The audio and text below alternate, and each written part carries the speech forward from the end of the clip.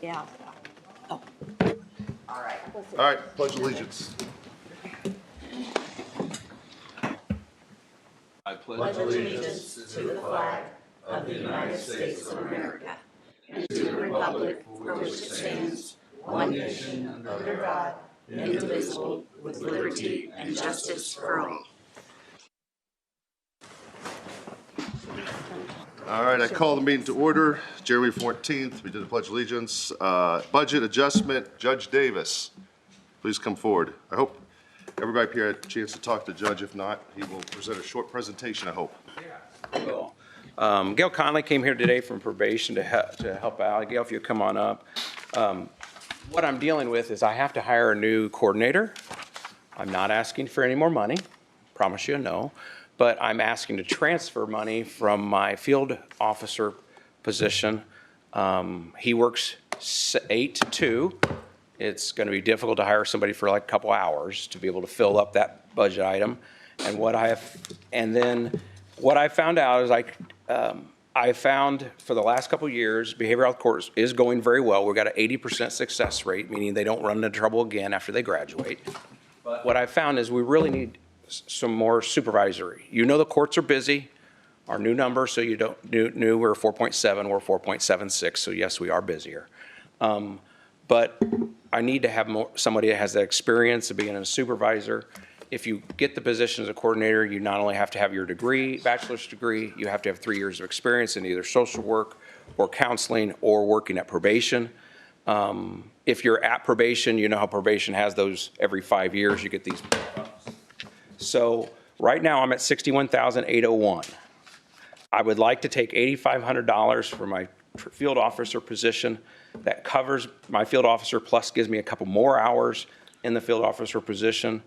And then we got a grant for drug screens. I believe I can take $2,000 from that. That would give me $10,500 transfer to take my number from $61,801 to $72,301. And the reason for that is this. If I looked up, I called and talked to every county, Hamilton, Hendricks, Johnson, Dearborn is where Judge Cleary's at, and but Madison and all those. I can forget Hamilton. We all just need to ignore that because that's $116,000. Okay, so but Hendricks is $91,000, Johnson's $81,233, Dearborn's $76,500, and Madison is $75,755. We're at $61,803. Gail can tell you about the probation things because I have somebody interested that works at probation, but the reality of it is I need to at least get to 70 in order to get somebody over at probation. That's just the reality of it. If I'm going to have this program go into what I want it to be, I have to have somebody that can deal with the mild and high risk. We don't have any low risk in behavioral health court. The state said we have to have mild and high risk, and that's what we have. And we have, my understanding, Gail can tell you more, but burnout with social work is about two years. I want somebody that's consistently been with the county, that's consistently stays with the county and can be here so I don't have so much turnover. If you have any questions for me or Gail, she can speak about probation, but if you want to tell them just a little bit about why. Can you come up to the microphone? Oh, sure. Sorry about that. Too loud, I didn't. In speaking with Judge Davis in regards to perhaps raising the salary for the director of BHC, it was my recommendation to him that he wasn't paying them enough and that he would never get someone with a degree and experience in the field that would take the job, probably. It makes sense to pursue probation. I'm not sure if any probation officer would apply, but if they do, he would not be able to pay them what we pay them because of the state schedule. Officers bump up. The first year they bump up, the first 3 years they bump up, and then after that it's about 4 to 5 years they bump up anywhere from $5,000 to $6,000. So that's a guarantee. And you've been very generous with also paying a little bit above the schedule. I think that job in particular in BHC and in drug court, those are high-risk cases, maybe at the very least a moderate risk case, which means you have to contact. These are cases that are too burdensome for probation. Probation does not have the time or the ability to supervise them the way the problem-solving courts do. That being said, by having a problem-solving court, that helps the offender, it helps their family, it keeps our community safer. It is proven scientifically, we have the stats that those courts do well, people respond well to those courts. So I would recommend that you do allow him to move that over. Oh, I'm sorry. That you allow him to transfer money over so that he can pay the director adequately. That is still below what other counties are paying, smaller counties are paying. So in order to get a good person that will stay, that is equipped, that can handle that type of caseload, and that can monitor the success and monitor staff, I really think that it would need to be at least $72,000 for that. I can also tell you that you pay probation supervisors and assistant chief and a chief above that. So I think that makes sense if that helps you. Do you have any questions for me? Yeah, but bottom line, is this a new position or you're just paying, you just want to pay more? Let me move over. Yeah. Carrie Wall is my current coordinator. She has asked to step down to become a case manager. It's a very stressful position. She's had some personal issues happening in her life. So case manager position, which does pay a lot less, it's not as stressful as it is a coordinator. When you're a coordinator, you're managing the whole department. You are supervising the whole department. You're supervising your managers. You're having a caseload yourself. So there's a lot of things. There's a lot of administrative things that Deb can say that. You know, you got to have right things going on because there's tons of things going on. And I'm busy. I'm right in my 8th jury trial since June. I can't be down there all the time. I have discovered that I got to get somebody that has supervisory experience, that knows how to supervise people. I don't want to consistently have my coordinator. I had Kevin Minnick, as you know, and then he retired.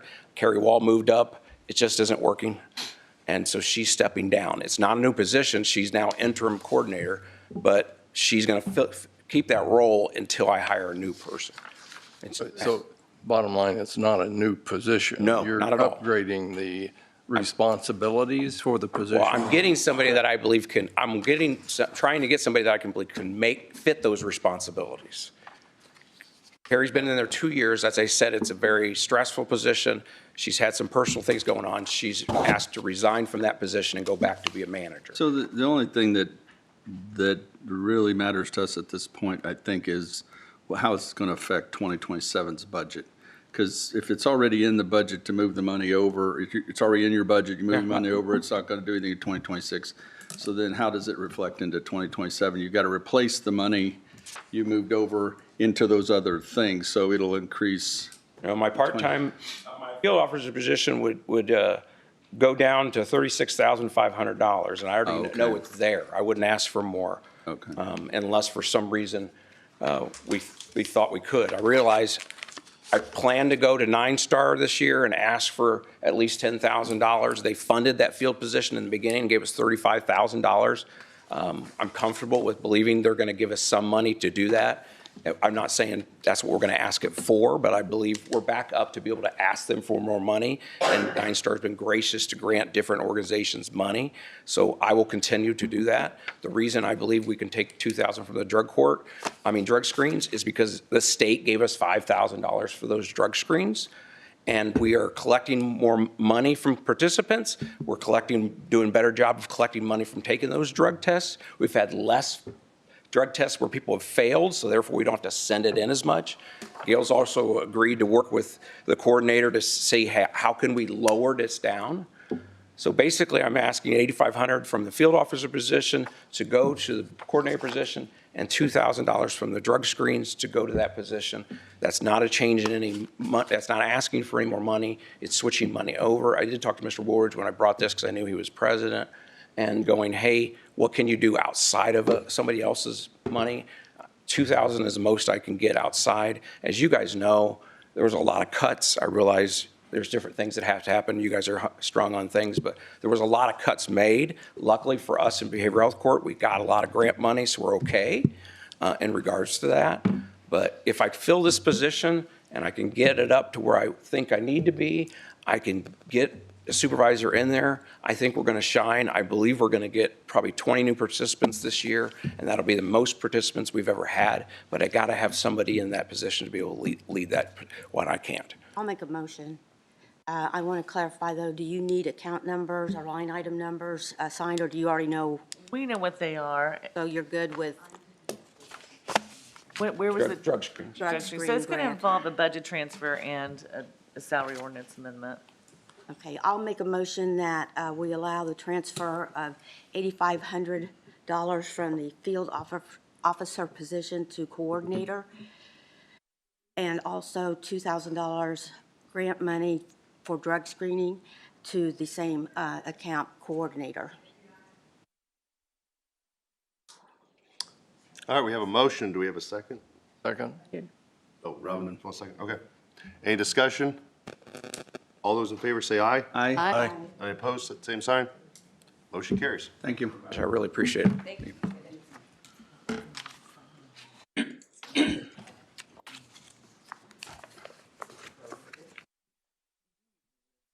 Is it prorated?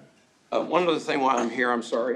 Terry was going to come over on that agenda. It's at 9, and it's about getting a vest and a beanbag gun, as your insurance agent said. That's on the donation.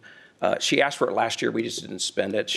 We're asking to get that, so the field officer will have a vest when he goes out, and not a gun. I know Sheriff Burkhart does not want him to have a gun, but Brian Breeze came up with the idea of having a beanbag gun. So I guess it shoots a beanbag and knocks people down for about 20 seconds. So you got time. I have a field officer now that's going out with his cell phone. He can't carry a gun because I can't allow that to happen. In regards to that, since I was already here, it's the same thing. You already granted it last year, I promise you. You did. Do we have to have a motion for that? They're asking for, well, it happened last year, so I don't think it, since we didn't spend it, I think we have to come back and ask. So that was budget 2509, requesting $1,724.95 to purchase a vest, a firearm and ammunition. That's an Ace Link Armor Bulletproof Anti-Stab Vest, $1,000. And firearm and ammunition, again, that's beanbags, that's not bullets. $7,224.95. We did get a radio from the county. Robert Harris was great. We're working 911. They're giving us a radio. That would have been another $1,500. We don't have to have that. So it's $1,724.95. That's an appropriation, it's just thumbs up, right? All right. Yeah, so that's not in your budget for your 26. We already have money in our budget. It's just allowing us to spend Not that. appropriated. It's not appropriated for what to spend it for. So do you want to give a thumbs up to advertise appropriate? Okay. Yes, I caught what you guys said, and I want to amend my motion to say that the money that we transferred is a prorated amount for the rest of the year, and it's not the full amount starting in 1/1, if that's agreeable. Sure, that's fine. That's fine. Okay. So, second that. I'll second it. All right. You want this one for the gun and the ammo? Any discussion on the second motion Yeah, we'll take it. on amending the first motion? All those in favor say aye. Aye. Any opposed, same sign. Motion carries. Is that all, Judge Davis? You gave a thumbs up. All right, so we got you taken care of If you're twice. interested, hey, we'll be going all morning over there, okay? Okay, well, I may not have time for that, but, all right, let's see. We'll go back to 845, full-time employee John Jokantas. Come on up.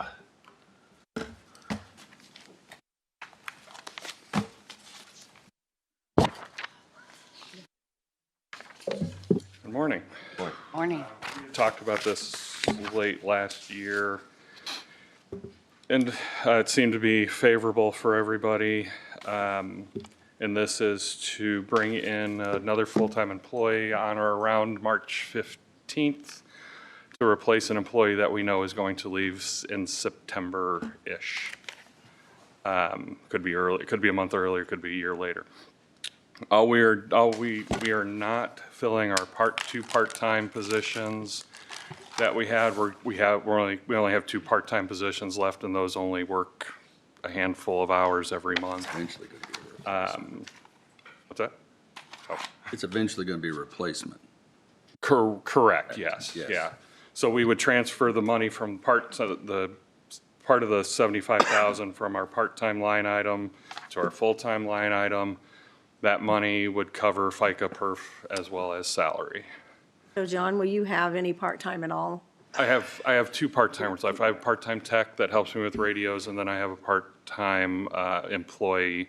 She used to work for us. She's in Henry County as the deputy director now and works once, twice a month at times. So we probably only need about $5,000 to $7,000 left in that line item to cover the two of them for the year, and that might be a overreach as well. So, but I'm assuming that takes a amendment to the salary ordinance and to create the full-time position.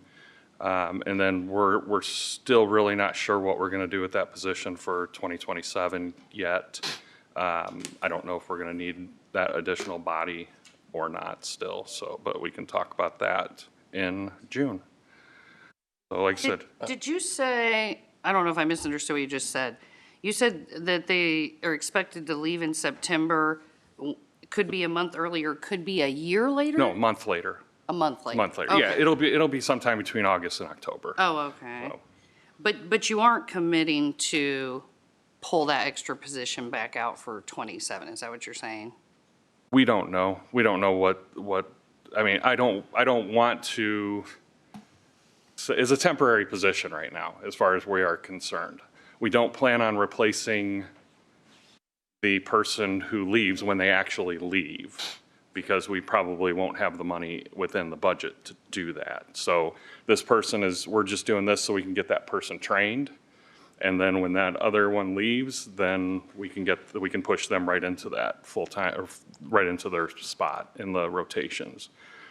So but as far as 2027 goes, we'll decide that in June if we need that additional position still, so. Well, I move that we make the appropriate changes to the salary ordinance. Second. I got a motion on the table. Is there any discussion? Not hearing any. All those in favor of the motion, please say aye. Aye. Any opposed, same sign. Motion carries. That's all I have. Welcome, nice. Nice to meet you. Anything else for me? Hopefully not. And then I'll get everything to the auditor's office here today, so thank you very much. Okay. We'll move forward to opioid fund discussion. We're a teeny bit ahead, but No, we're early. Was Gary coming? Gary was coming. I think Okay, Gary so- McDaniel was going to come, so if you all want. right, so let's skip ahead and since Greg Guerrettaz is here, is it okay if we do the budget meeting update at this time? Yeah, Okay, sure. Thanks. and the budget. Well, first, we elected the president and vice president, and we reviewed all the fund balances, and they look good. And we did, as we went through the fund balances, we said in the general fund, we might want to look at shifting some of that balance to 4 different things that we mentioned: self-insurance, health reserve, maybe sheriff's retirement fund, or rainy day. We'd take that up probably in this meeting with Greg. We discussed needing probably to shift some lit ed to the lit jail. Scott Benke was going to send us proposed prosecutor efficiency study RFP wording. 1782 was received and needed answered by today. So we'll answer it, right? And Sheriff Burkhart gave an estimate for our 2027 budget, should we decide to continue the recovery program that's going on in the jail. He also made a proposal for the manpower change at the courthouse and for purchase of cars. And that led into the discussion of the need for a 2026 bond, which would include courthouse windows, Ag Association, sheriff's cars, 911 radios, and IT equipment. If anybody remembers anything else, why, bring it up. I can comment on the RFQ. I dictated it. I will have that either yet today or I'll get it out to you guys early next week for your review for the prosecutor's office. Okay.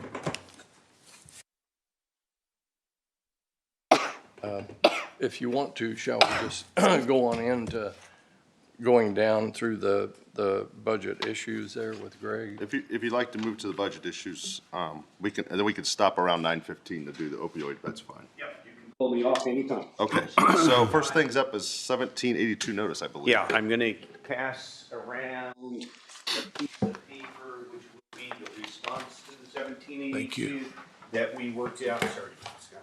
I'm gonna take one and pass it around. This is, Deborah, what you got yesterday and what Jim and Deborah and Mary and I kind of all worked out on a preliminary basis. And so once you get this, I'll go through it. But I want you to have it in your hand so you can read it. So the big one is we worked with Gary, and because they have, and you'll see that at the very front here, please increase the 2026. This is our response to them, okay? And Deborah, this is the same as what you got yesterday. And we worked out, please increase the 26 highway budget to 10,025,907. The actual combined 1231 cash balance in 1173 and 76 is 4 million. So i.e. Gary did not spend as many appropriations as he thought in 2025. So this compares to a balance of 1.3 million that was in the June 30th. The higher cash balance should allow the 26 budget to be increased by 2.6 million from the 7.3 million and currently showed in the 1782. The county originally requested a budget of 11.7. So if Gary gets more revenue, and Clark, I'm Greg Guerrettaz. Very nice to meet you. Nice to meet you. And so if he would need to increase to that amount, then we would do that as an additional appropriation. Is that your understanding, Gary? Is that okay? Yes, and I'll cover it later, but yes, I can. Okay. Okay. I have a bunch for you later, but yeah. Okay. So, but this is the response that we're trying to get today. Yeah. Next, the county received $358 in bond premium at the closing of the general obligation bonds of 2025 and deposited that money into the debt service reserve for the 2025 GO bonds. The 26 budget for the debt payment of the GO bond, 2025 GO bond, is $311,000. What we're basically able to do is eliminate that, okay? And so based upon the information, please remove the property tax levy for Fund 184. So we'll ask them to remove that. That'll drop it about a half a penny and things like that. The final in order, if the council wants to maintain the same tax rate, which it was Jim's guidance that we at least recommend that. And so please reduce the general fund tax levy and the general fund tax rate the total to not to exceed 0.2769, which is the same rate as this year and same rate as last year. We estimate the levy reduction to be $85,000 after the debt service tax rate adjustment above is completed. So this should then, if we get your approval, she'll write it up and send it in today. Excuse me. Greg, in The last thing. in layman's terms, does the 85,000 come from the balance in the Yes. general fund? Yes. So we would be bringing down the balance in the general fund a little bit. And we can restore it next year if we want, if we have growth. If we do that, yeah. Yep. But that's keeping the tax rate the same. Yes, sir. For the third year in a row. Yeah, the third year in a row. It's worth saying in the meeting. Say that a lot. Yes, we're tax rate. Excuse me. Anybody have questions on this for Greg? Do we need to vote on that? Yes. I would Yeah. recommend that. Yes, we need to vote on. We'll have to have a motion, because I have to sign it, so. Well, you're the budget guru, so. Okay. Greg, how should the motion read? The motion should read that you approve this write-up and to be submitted by the auditor. So moved. Second. All right, there's a motion on the table. What? Oh, Kent seconded. There's motion, is there any discussion? All right. For the motion of the write-up, plus the auditor to write it up today and to submit it with, I believe, my signature being granted. All those in favor, say aye. Aye. Aye. Any opposed, same sign. Motion carries. Deb, let's make sure this gets part of the record and the minutes. Absolutely. Yeah, so it says response to pay 2026-1782 notice, just so it's clear. Yeah, well, we'll attach it to it and we keep it going along. And remember to mark that bottom one. We want these adjustments. Yes. Do I have time for the next subject, Scott? Which is the, Yeah, you can go ahead. okay. I've got a handout here. Take one, pass it around. This is our current debt service, GO bonds that we have. Jim put together a list and emailed it to us. Jim, I came up with $4,850,000, given the list that you sent me on January 8th. This is our current obligations back to 2019. And what we are proposing, if you are moving ahead with the 2026 bonds, number one, Scott, we want to get this done early, because I thought it was kind of funny where I said all the rich and famous after Thanksgiving go down to islands, and there was a big plot map showing all the rich and famous outside of St. Bart's on their ships after Thanksgiving. And so the answer is we want to be very, very competitive on our bond sales, and we want that competition because that means the interest rate to the taxpayer is lower. Okay?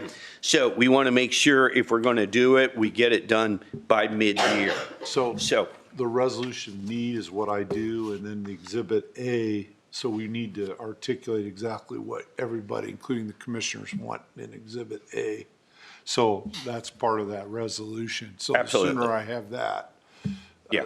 So the question at hand is if it's $4,850,000, or my assumption is we would absolutely round that to 5 because of cost of issuance, maybe discount or things like that. But would we want it to be higher?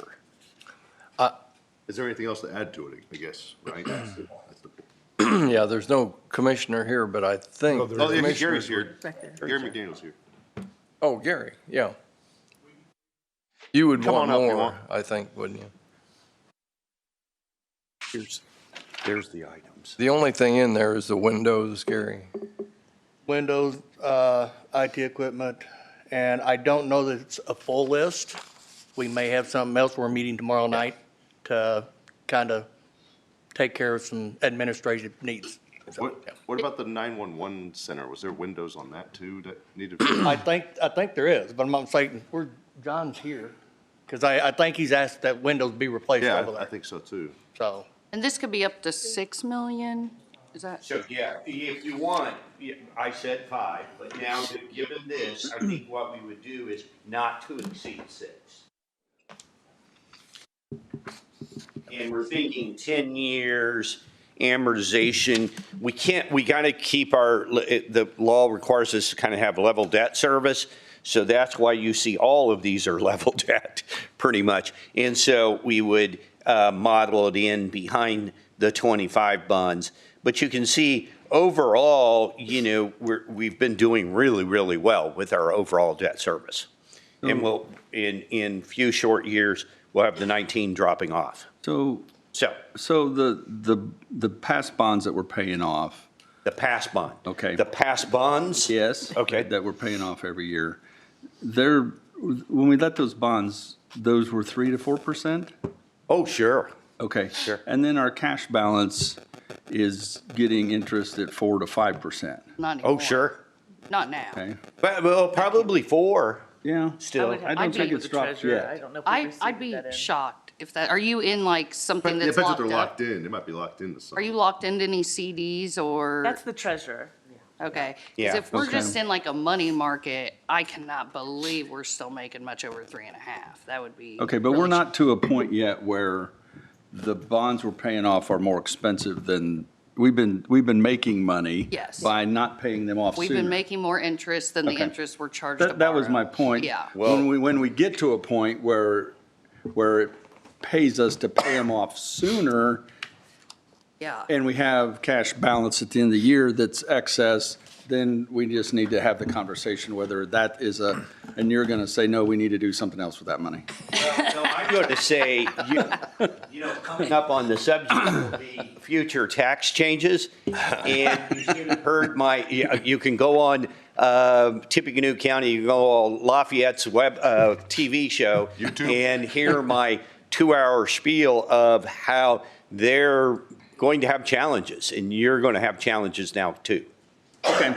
That's all So, No, I'm just saying, That's a great point, Kent. We have been getting more to keep money and borrow. We've been netting a positive margin from Right. that for years. And so it's made sense to borrow since you can make more. Yeah. But it could come to that not being the case. I just have my own personal life. I follow a certain schedule, and it's not exactly what you guys, that Well, we do the government, so. And also, I guess, let's talk about that in a moment, because what we are trying to do is cash flow the jail addition totally from cash, from those resources. So we are doing debt and equity.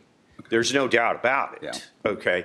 And sure, if we get to a point and you don't believe anything that I'm going to say on the future that is now hot down at the State House, then you can also lower the bond before we issue it. So at this point in time, we'd go probably with a not to exceed 6 million, probably have an amortization not to exceed 15, and begin the process based upon the resolution of need, and just kind of take our time and do it methodically.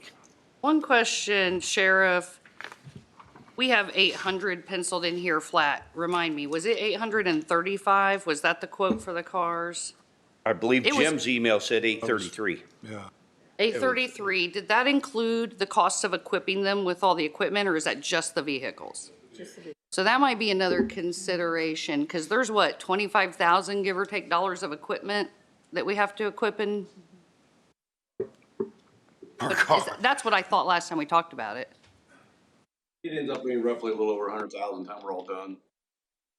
Everything. Oh, 100,000 for all the car's equipment. Okay, but that's not in that number. So that's another, Yeah, but maybe we are able to, to pay that out of cash or something. But that's why, I guess, Keely, the 6 million makes sense. Right? yeah, and we can't always pay it off. I mean, you're already originating something with issuance cost anyway, and you can pay it off early if you stop earning more interest than you're paying. Yeah, but the bond says, it doesn't specify specific numbers for items, does it? I mean, it says sheriff's cars, right?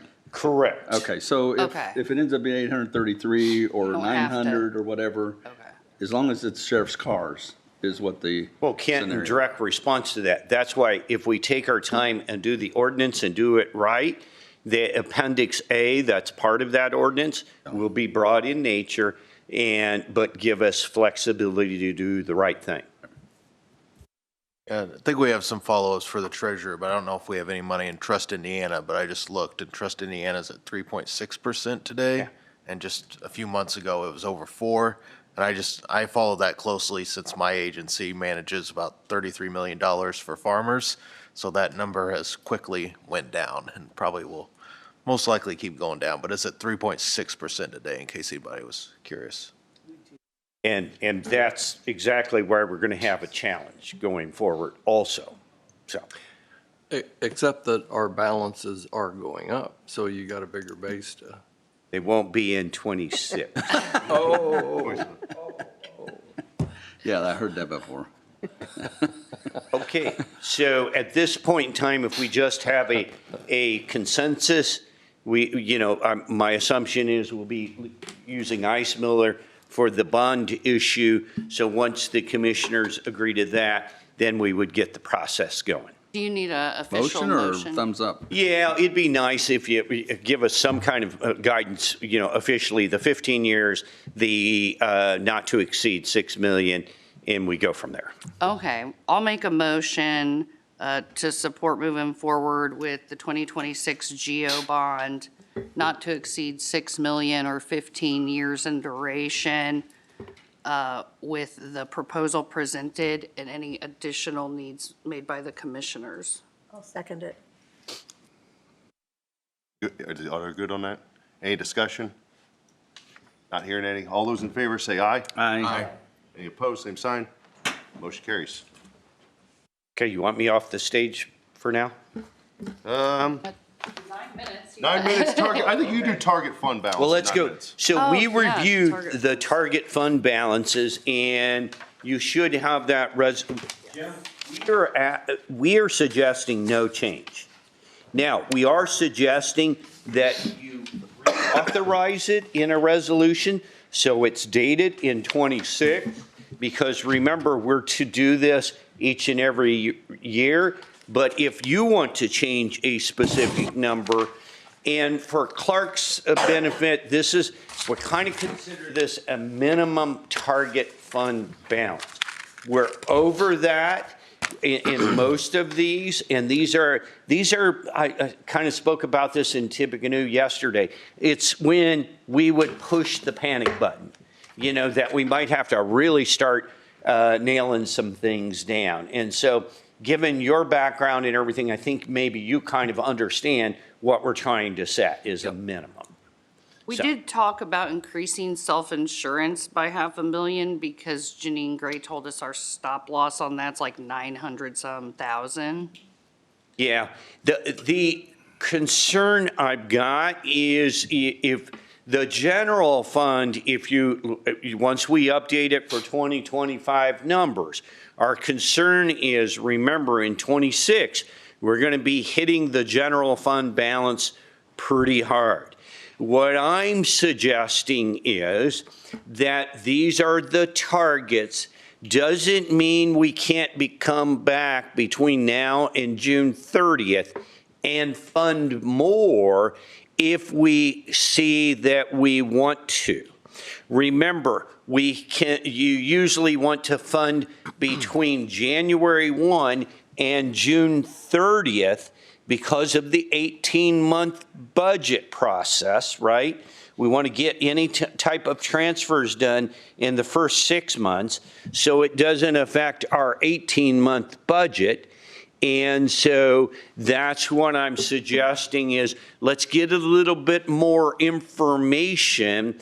The target looks great. The funding can be addressed in these between January and June.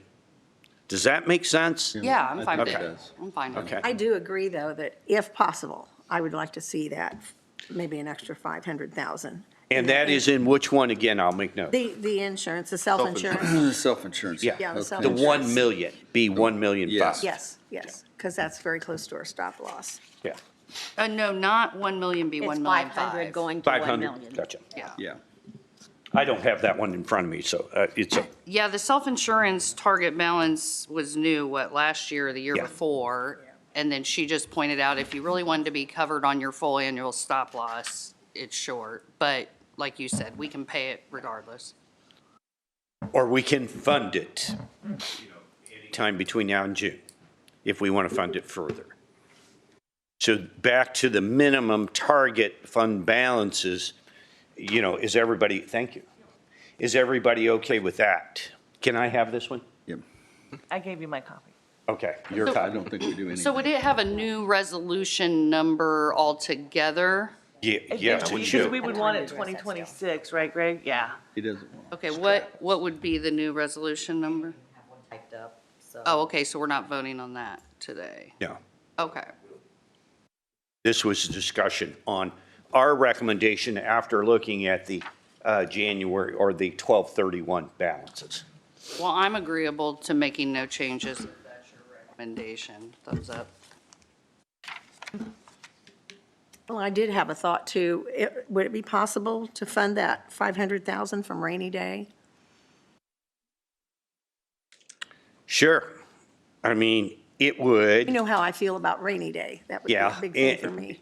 Remember, you define the rainy day as your last bottom dollar for emergencies. Okay?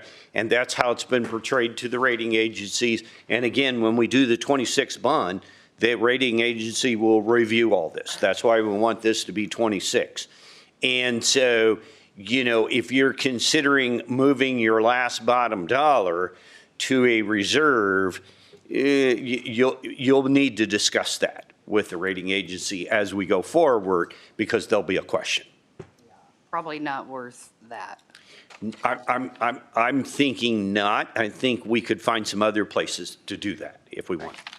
And of course, we hope that in no year we hit our stop loss on self-insurance liability, so it's a just in case anyway. Right. That's not our actual cost going out. But we learned a couple years ago, in the last couple years, that something can happen very quickly. There's no doubt the world is changing and everything is possible. All right, so do we want that have it typed up so that we can do it next time? Keep it the same? I would Okay. support that. Because I guess we have to do it in 2026 at some point. Yes. Okay, so. Hopefully in February then, or March. We'll be fine. All right, you said future tax change is going to take 2 hours. We don't have that time today. We have a pretty packed schedule, so. Now, wait a minute, I didn't think I said 2 hours. Did you take 2 hours? You said it took 2 hours? That was his TV debut. Oh, that was a TV debut. I was like, you got a lot shorter time on that, but it's 9:12, so we're gonna pull you in and. Perfect. Move on to the. Well, I'm glad it came a little early. Yeah, thanks for coming early. Yeah, I feel the cane already. Thank you. All right, 9:15, opioid fund discussion. I could lead that off if you want, Scott. Sure, go ahead. Reiterate. So I did take the opportunity to look at this, and I was asked to do that. So just by way of reiteration of the email I sent you all and the commissioner. So IC 4-5-15-4 governs the distribution of funds received from the opiate settlement litigation.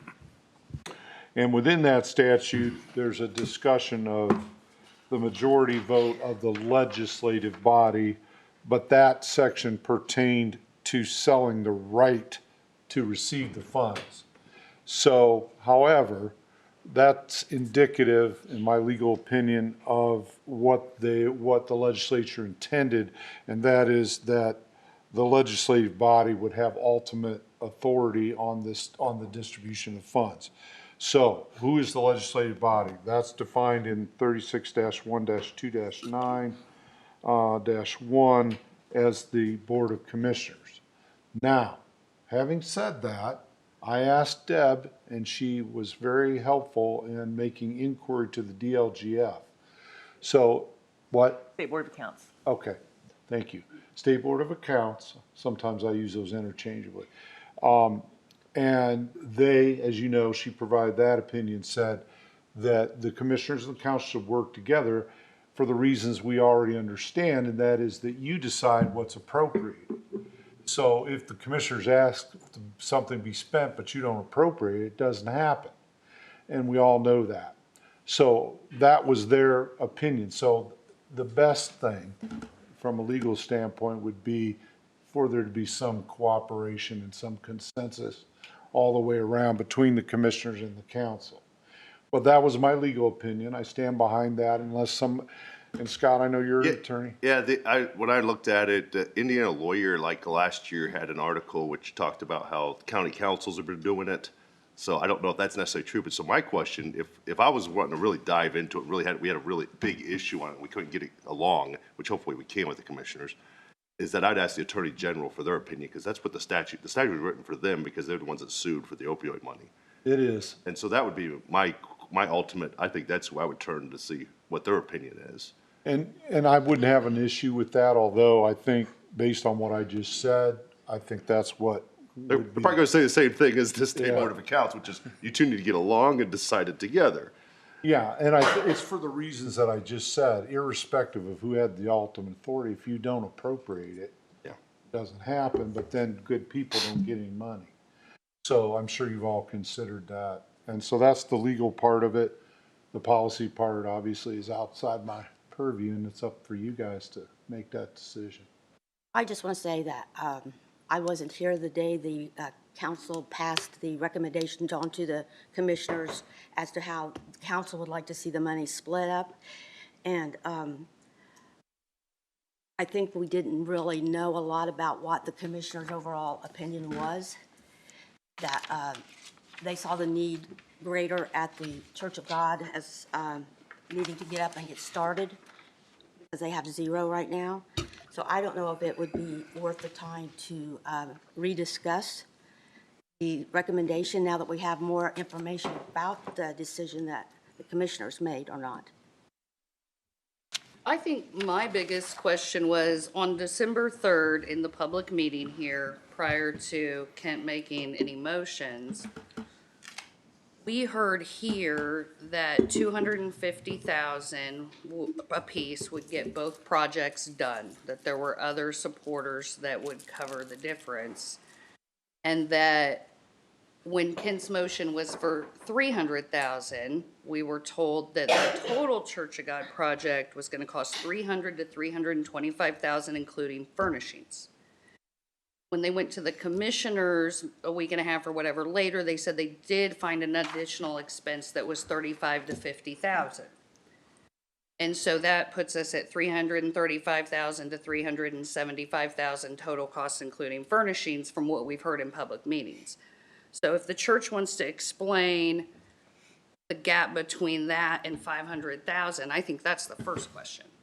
I'm not sure where our request always, the paperwork we've always given you from back in April said 450,000. Were you here on December 3rd? I don't recall. And if there was ever a comment like that, we said that money would build a structure. It would not furnish it. It would not build it. That's the 450,000 that would complete it from beginning to end. Now, let me correct you, because I don't know if you were here, but I have the quotes written down from what we were told December 3rd. And we were told that 250,000 won't complete it. It would catapult us forward. You talked about having other donors of construction costs and cash, and said it will be 300 to 325,000 total to include furnishings. That's what we were told here before Kent made his motion. So Never was 250,000 ever. There's no way possible. okay, all I'm saying is, you told us it was gonna cost you to include furnishings, 300 to 325,000. I would want to look back to that, because You should. that's never been a number that we've used, except to say it would build the structure. It won't even build a structure now. Watch what you said in the December 3rd meeting, because you said specifically, including furnishings, 300 to 325,000 is what was said here before Kent made a motion to allocate 300,000. So that's the biggest concern now, is these numbers don't line up with what we were told before a motion was made in the first place. Our application has said 450,000. The paperwork we gave you back in April said 450,000. So I'm not sure, I don't believe I was here on December 3rd, but I want to go back and look at that before I say anything, because I know conversations we've had beyond that, 300,000 would complete the structure. It would not furnish it. It would not complete the project. Early in the presentation, what was said was, in light of finding out that your project didn't qualify for the 500K state match app, that you had found savings, gotten costs down on materials, and that now 300 to 325 would build it and furnish it. That's what we were told before a motion was made at all. I Well, was there, and if that was stated, it was a misspeaking, because I know the intent was that the 300,000 will do the structure. The 150 is at least going to be furnishing and getting it open to the residents. That only makes sense. The- I mean, there's no way you could have And built. when we started this in April, and I know Pastor can speak to that, the stepping back and the savings that we've had to do is because a decision hasn't been able to be made. Our material costs continue to fluctuate, and we've had to reduce the floor plans. The original one we came back, or we presented in April with the 450,000, we've now had to change that floor plan because those material costs have gone up $40,000. So we, instead of trying to stay with that and increasing an ask or anything like that, we made an adjustment in floor plans and did a different unit that the plans we're gonna do. To bring us back into scope. Now, since this has happened since December to now, even on the new plan, costs have gone up around $5,000. So they're continuing to rise the back and forth as we go. So we have the applications upstairs. I asked Deb, they're gonna bring it down here. Bring it down right So we now. can see it, and so you said it needs to be amended, it sounds like. You may need to amend. No. Our application says 450,000. Okay, so whatever it says, you're fine with what that says, the application? Yes. Okay. I mean, just wanna make sure. we can make it work. Because you within- mentioned 5,000, I'm like, of course, I'm Well, pretty sure No, you our raised cost now. 5,000. The costs have gone up 5,000. Yeah. Just So- the material. I know, it package. does, Yeah. it does, inflation. And so Still going up. we have a contingency, and right now we're digging into that contingency pretty heavily. And in the conversations with the commissioners, they were asking about some additional things.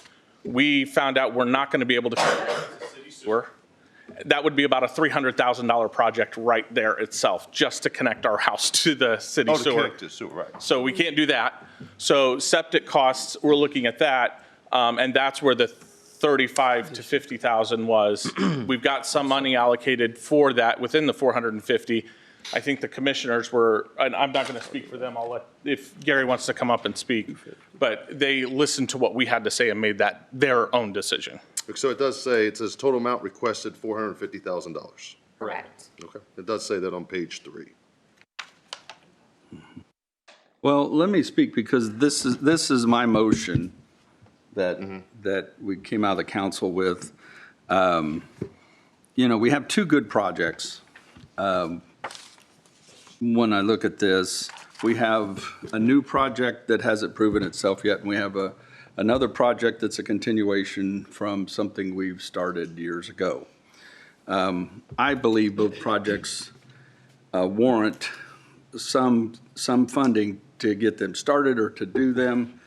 I will tell you, I won't support giving all to one and not to the other, because I think the TK project is an extension of what we've started and what we've been able to build over the last few years.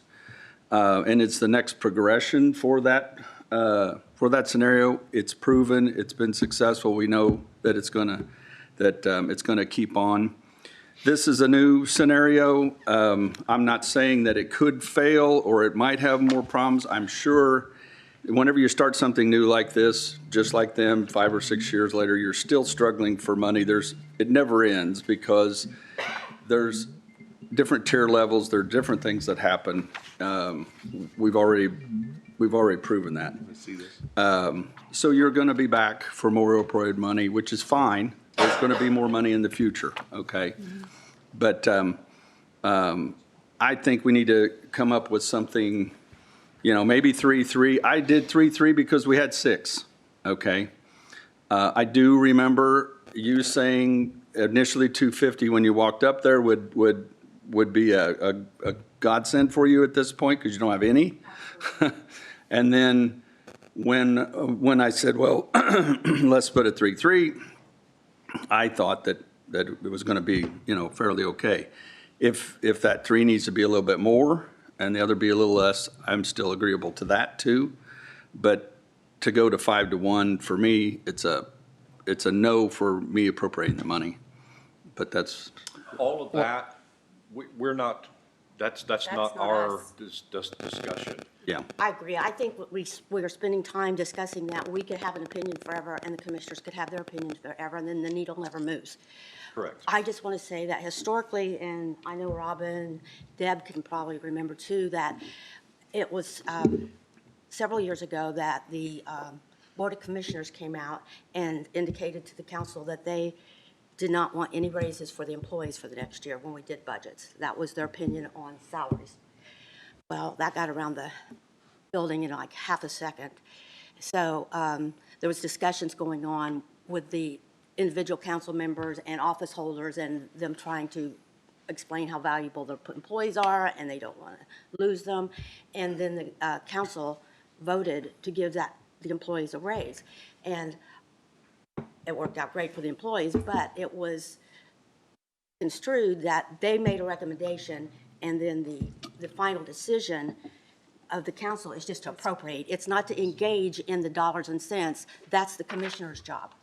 And so we are now just doing the reverse. We are making a recommendation to the Board of Commissioners. They can accept it or not accept it. It's their purview, in my opinion. That I can't remember ever once in all the years that I've done this that it became a battle over who was getting to make the decision as to where the money goes, because then what you're saying is the council gets to decide the appropriated amount and who's going to get it. And that's not the way it's set up to be. It should be two separate components. That's my opinion. And maybe ultimately what needs to be done is a committee between council and commissioners might need to be formed at some point to handle nonprofits and other things and grant money.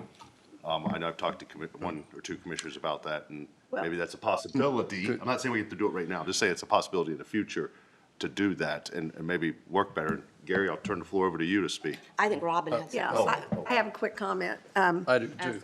Okay. Okay, I'll let you guys speak and then we'll have Just Gary. before you do that, one thing I need to point out is that the application was for 450, so 500's over that also. But So- that's, again, the purview of the commissioners. No, I agree. I gave my opinion. But I'm just I think- saying, though, in any event, we shouldn't be exceeding the I think we're application. slicing and dicing it too But much. they can modify the application if Yes, they choose yes, to. but that would need to be done. Yes. Yeah. And we could modify the amount too. Well, and what Mary was Well, talking. go ahead, Robin. Well, what Mary was talking about when we had that issue with the commissioners and the council, there was a lot of pushback from the department heads and elected officials, which usually that doesn't happen. And finally, the commissioners listened and the council and the commissioners talked, and that's what we did at that time was we finally ended up agreeing on, having the raises. They weren't asking for huge raises, just the standard raise. So I think that's really what we need to try to do is get the council and the commissioners to weigh in on it. Because it is a two-part, it's their policy call, but yet we have to appropriate the money, so. The idea behind this was to actually get a men's recovery, okay? We've served everybody else in the community, TK, whether it be the landing, whatever it may be, but we've not helped the men. And this is a program that is going to transition from the sheriff over to this group, okay? And yes, they're going to modify their application because the septic system into it is going to be expensive. And that was one of our ideas that went behind that. But going forward, we realized that during all of this, we finally figured out we don't have a process, okay? There's no process in vetting the people that get this money. So we are going forward, we're actually going to create a process that we're going to, pull different members in. That way it's not just the commissioners actually talking about it and back and forth. What members that will be, we'll ask council possibly there, so. If I may interject, actually, with the opioid money, and he can probably attest this too, there's actually, if you go to the website for, I think, to Attorney General or something, it tells you there's actually, it's optional. We can set up a committee and it gives you a list of Yes. people that can be on it. So Yes. go ahead. And that's what you what we'll be use. looking at. I don't know all the details right now. This is something new that we're going to create. So that way going forward, we won't have this back and forth. I mean, I would ask that you appropriate the money that we suggested for And that reason. Gary, if I may, Yeah. I would interject too that whatever we do, we'll be doing something here. And I think there needs to be follow-up on the programs with these people. We are going to require every 6 months to actually come in and say how we're doing, what the success rate is, what they're feeling at that point in time, and have numbers behind it. And I guess My other thing, though, is you've mentioned both when you made your motion and now that the main driver is supporting men, but you've already endorsed $500,000 for 24 level 2 men's beds for submission to the state. So if that's approved and we went with the commissioner's recommendation, you're talking about 32 men's beds and not enough to do even one woman's bed. Are you aware that the commissioners have already sent a state Talking about application for? Aspire. Yeah. Yes, that just come about. And we don't have that in our hand either. They have to approve it. Right, but we have already allocated of the 1.1, I'm rounding, it's a hair less than that, that's available. 500 of that was already allocated specifically to men before we got to talking about this 600. So I don't know if anyone else has even seen the Aspire application for the state match, but that is for 24 level 2 men's beds. And I guess in my opinion, I'd like to see us support if we can, both projects at the requested levels, and that would be for the women, 250,000. That's what they say they need, and whatever the Church of God request is, 450 becomes right now. 450. There will be, excuse me. It can be amended, yes. Yeah, they're going to amend from the tape we got. Okay, let me finish.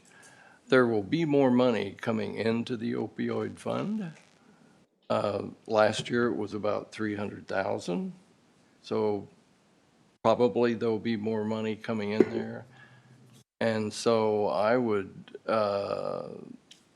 think that we could do both of these at the recommended level. We might have to put some money in to get it going, but the money will come back in. You know, we could use food and beverage or something. You know, I think And that's a great idea. One more point. We did not go out and look for other people in the community that either are serving the transition function or would want to. And as it turns out, we probably do have a transitional function going on right now that includes both men, women, and families with children. And we didn't even recognize that they exist. They'll be coming to the meeting in February. It's called Hope House. And so there is a third possibility. Well, we did an application process. Right, and when we did not. discussed it. That's right. why there's an I application. don't think we have one. How did they apply then? If we didn't do, it was It a did year not go ago, I It was think. not marketed and promoted as committed in the June 4th joint meeting. Well, we reached out, or I remember us we need to get applicants, and we did have applicants come in. We do need a process. You're right, Gary, we do need some process. Well, we made a committee on June 4th Okay. that committed to a very specific set of things that did not happen. And regardless of Right. what happens from this request, I will not sit back. We've only given away opioid money one time, 2 years ago, and you guys authorized me to spearhead that committee. And I followed the Indiana-adopted John Hopkins Guiding Principles of Distribution of Opioid Funds. I compiled a 15-person committee that included 2 other councilmen, a commissioner. It had all 4 school superintendents. It had the CEO and director of the mental health from Hancock Health. It had the sheriff, and it had all 4 nonprofits currently providing prevention and treatment for opioid use disorder. And we got together and we compiled ideas, and everybody put in, and 100% unanimously agreed on the allocation amongst themselves of that proposal. And then it was taken before both the council and the Board of Commissioners for approval. That's how that's supposed to work, and it has to keep working like that going forward. Well, I think it's important that we get an application process. Right. So we do know what the needs are out there. But the problem at hand is we have 2 projects we're trying to fund. I think it was a great idea that we fund both projects to the application, which is $250 and $450. That's more money that's in there right now, but we are going to get more money this year. If we have to borrow $100,000 from food and beverage or something and then put it back when the opioid money comes, so be it. But I think that's a great idea. It would keep both projects alive. My question is for Greg. Can we do that, Greg? Be reimbursed? I don't. If we take it out of a different fund, some of it, can we? Can with resolution and something in the record. Yeah, okay. That's what I thought, but. With the assumption that the reimbursement occurs in the current year. And do we need to reimburse it? You don't. I Yes. mean, We don't have to. We might want to give ourselves that opportunity because maybe the Hope House comes in with a project next year that we think is worth funding or something like that. Right. But we can just give ourselves that opportunity, but we don't need to if we don't have to. Well, I'm a little concerned about that if we didn't reimburse it, because a lot of people have said they're for it, they like it, but they don't want to use any type of tax dollars. They want to use grants or the opioid money or Oh, whatever. okay. That's fine. The opioid money is not tax revenue. It was a settlement. Oh, I know that, From the Attorney but General. that's, Food and it's beverage the extra is money that I'm talking about, Right. where we get it from. I think it needs to be reimbursed. And Robin, it would technically be a grant reimbursement transfer. That's how you. Are you okay with that? Write that down, Deb. Then? Yes. Yeah, I think it's also important that we do get this, like you said, the policy change, we get a group together, like Right. Keely said, where it's, so many people and that all nonprofits go through this process. Could I make a comment from the auditor's perspective? Sure. The work that Keely did on that opioid grant and the application process and the whole vetting process, working with our office on making sure that we had what we needed to be able to fulfill this and help the people of the community, it worked out very well. We still use the similar application, and it would be nice to have that process to be able to put that out there. It worked very well, and we were able to get that money out. Yeah, And I and think- they all knew what we expected and what we needed, so it was a good process. Yeah, I think that we could take that application that we had and just kind of change a few things in it, and it might work, because we already know it works. the problem isn't with the application. The problem is with the committee and process. That's going to be the big, Tough scenario. the Well, I biggest. think the commissioners they're gonna undertake that and Yes. formulate it. And I talked to Bill should too, be. and Gary and Janine. So there will be a process. So do we need another motion, and then it go back to the commissioners for approval? I think the thing is You would they make need to amend, because we have a Yeah. possible legal Okay. issue that they need to They amend. do amend their the 500,000. recommendation for approval, or for appropriating. Well, need did to- you say 500,000 or 450? No, I thought you said the applications stand, which is 250 and 450. That's And what it is right then now. we just figure out how to reimburse or fund the difference. That's all I said. I mean, I commend Jim for coming up with that. I've racked my brain over this for about a week now. And, man, Jim, you're on it today. I mean.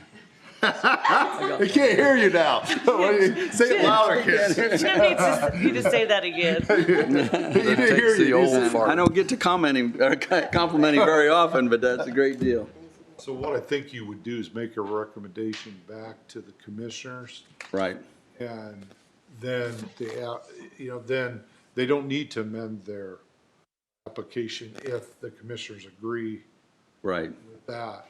And then the process, that would be the cooperation that's being looked for. So Well, if you need that in a form of a motion, I would, because I made the original motion on this, I would, amend my original motion off of this and say that my motion is to fund the original applications as they were presented for 450 and 250. And then with the commissioner's approval on that, then we would fund the excess with, if we needed to, borrowing money out of food and beverage and then replacing it as the new opioid money comes in 2026. 100,000. Yeah, the 100,000 over. I'll second it. I agree with that. All right, in the discussion, is Greg and the attorney good with that motion? Yes. Okay, and are you good with it, Auditor? Yes. Okay, any other discussion?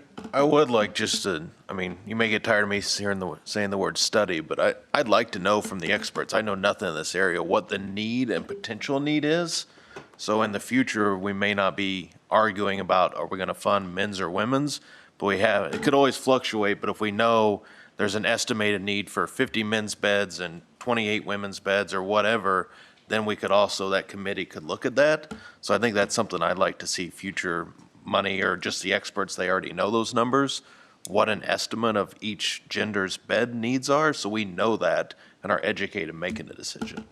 Yeah, the good thing is that we have women's beds because of Talitha Kum, and so the people, but when we have a criminal case and we have to, and the judges want them to go to a place, we don't have any men's beds in Hancock County. We have to ship them all out. Respectfully, we have six- that's not, I don't think that's true. The Talitha Kum is a recovery program that's similar to what we have in the jail. We're talking here about transitional housing. It's different. There is no And transitional. Hancock County courts don't send anyone to Talitha Kum. But they do collaborate at the jail to hold beds for women coming out of the jail. We do have 6 beds at Progress House that we pay $20,000 a year for. And the same thing with Dove House. And Progress is men and the Dove House is women. Once again, we'll probably have to keep I think those that's too. recovery, though. But they're in Indianapolis. Right. They're not here in our backyard. Well, I'll call for the question. Yeah, all those in favor say aye. Aye. Any opposed, same sign. All right, motion carries. Abstain. Okay. Thank you. All right, that takes care of the opioid fund discussion. Then we're back to Greg Guerrettaz with the future tax changes. Now, Jim, when you put that down, the future. You want your board? Well, it's available. Yeah, and I agree with that statement. What I had in mind was, particularly since we have a new council member, that if you would start off and just summarize what you did before, well, and Mary wasn't here either, summarize what we need, and then go on into the rest of the story. Well, yeah, and the rest of the story will include House Bill 1259. Okay. And Senate Bill 238, which should start to worry you. Okay. Well, I know that's all changing, but at least for myself, I would like to know what the ramifications of the current legislation is, knowing that it may change, but if we don't understand the basics of what exists, the basics aren't going to change, I don't think, probably. Maybe the numbers will change. Okay, and that's a basic, but whether it's a 1 year, 4 year, or whatever the heck, still the basic is the same. Right? Yeah. So we're going to be funding fire, townships, that part of it. That's not going to change, right? Yeah. So for Clark, we'd want to get him what we passed out in October, okay, which is, in my opinion, what we gave you before, which was Senate Bill 1. okay? SB 1. And you knew from that document that the county government, our county, Hancock County, was going to have authorization for a 1.2% tax rate, lit rate. On the entire county, it was going to be levied. Okay. When we sat down and looked at the break-even point, which is what we were to collect in 2026 for lit, the break-even was 0.65. The runway difference is 0.65 to 1.20. All points bulletin, Mary and Deb. We believe we've had 2 counties already that their January distributions that were recertified on 12/5, not the November certification of lit. So I'm interjecting this to the auditor's office. We've had 2 counties say they're wrong, okay? So, and a Tippecanoe County Commissioner asked me yesterday, why are they wrong? Well, the Indiana Department of Revenue, something went wrong in their computer. Okay, so check your distributions you received in January and make sure they match up to 12/5 certification. If you don't have that, we've got it.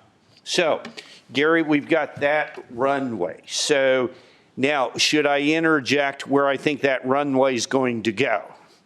That runway of 1.2 in what I call Senate Bill 2, which is going to come out in March. The 1.2 is going to, I think there's no doubt, it's going to be lowered to 0.70.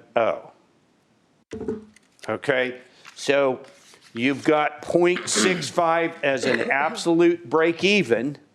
You had 1.2, Senate Bill 258 is now saying not above 0.70. Okay, so now that Jim asked me and we put together in our last budget committee that if we were at 0.65 and we wanted to fund mental health, we wanted to fund the estimated revenue loss, we wanted to fund the Justice Center and some other things, what would we need? We need well up to 1.2. I don't think we're going to get that now. Okay? So what I'm saying is the break even of 0.65 versus what is going to highly be probable of the limit of 0.70 is all the runway you're going to have left. Well, the 0.65 did not include the library either. No, I'm keeping that totally out of the mix. Right. Well, but today it's in there.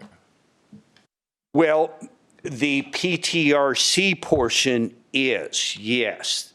So the library is, now that you went out on that diving board, let's go out there. The libraries are funded by 2 sources of revenue. A special purpose lit and property tax replacement that comes in as certified shares to the county and is basically lit revenue, okay? And they get part of that. Okay, so that is not within the 0.65 and would make the 0.65 higher if we had to replace that.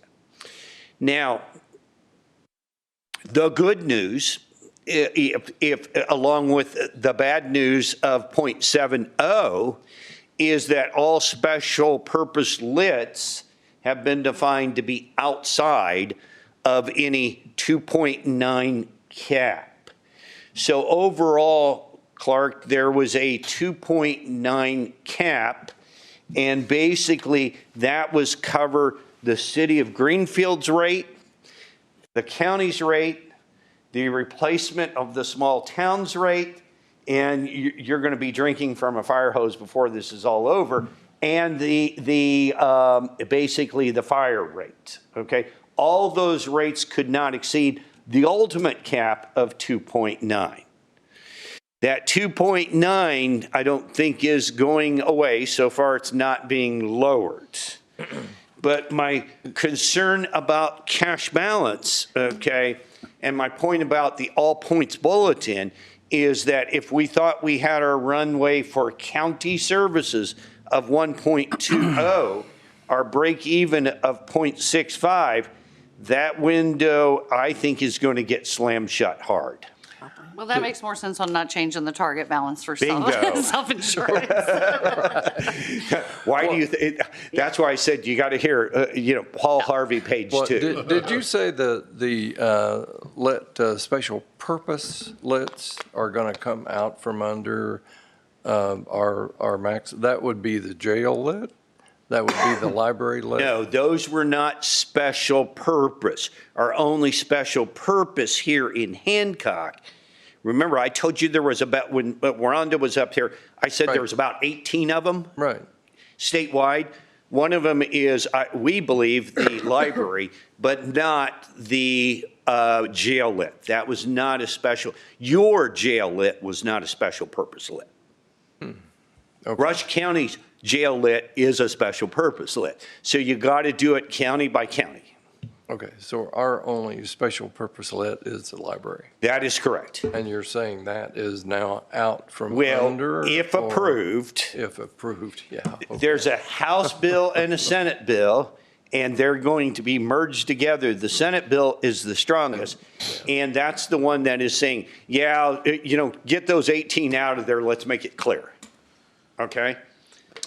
Well, if the special purpose library lit is in there, we're already over 0.70 because it's about 0.20. Oh, correct. So that would make no sense, and we want it out of there like we've said. Yeah.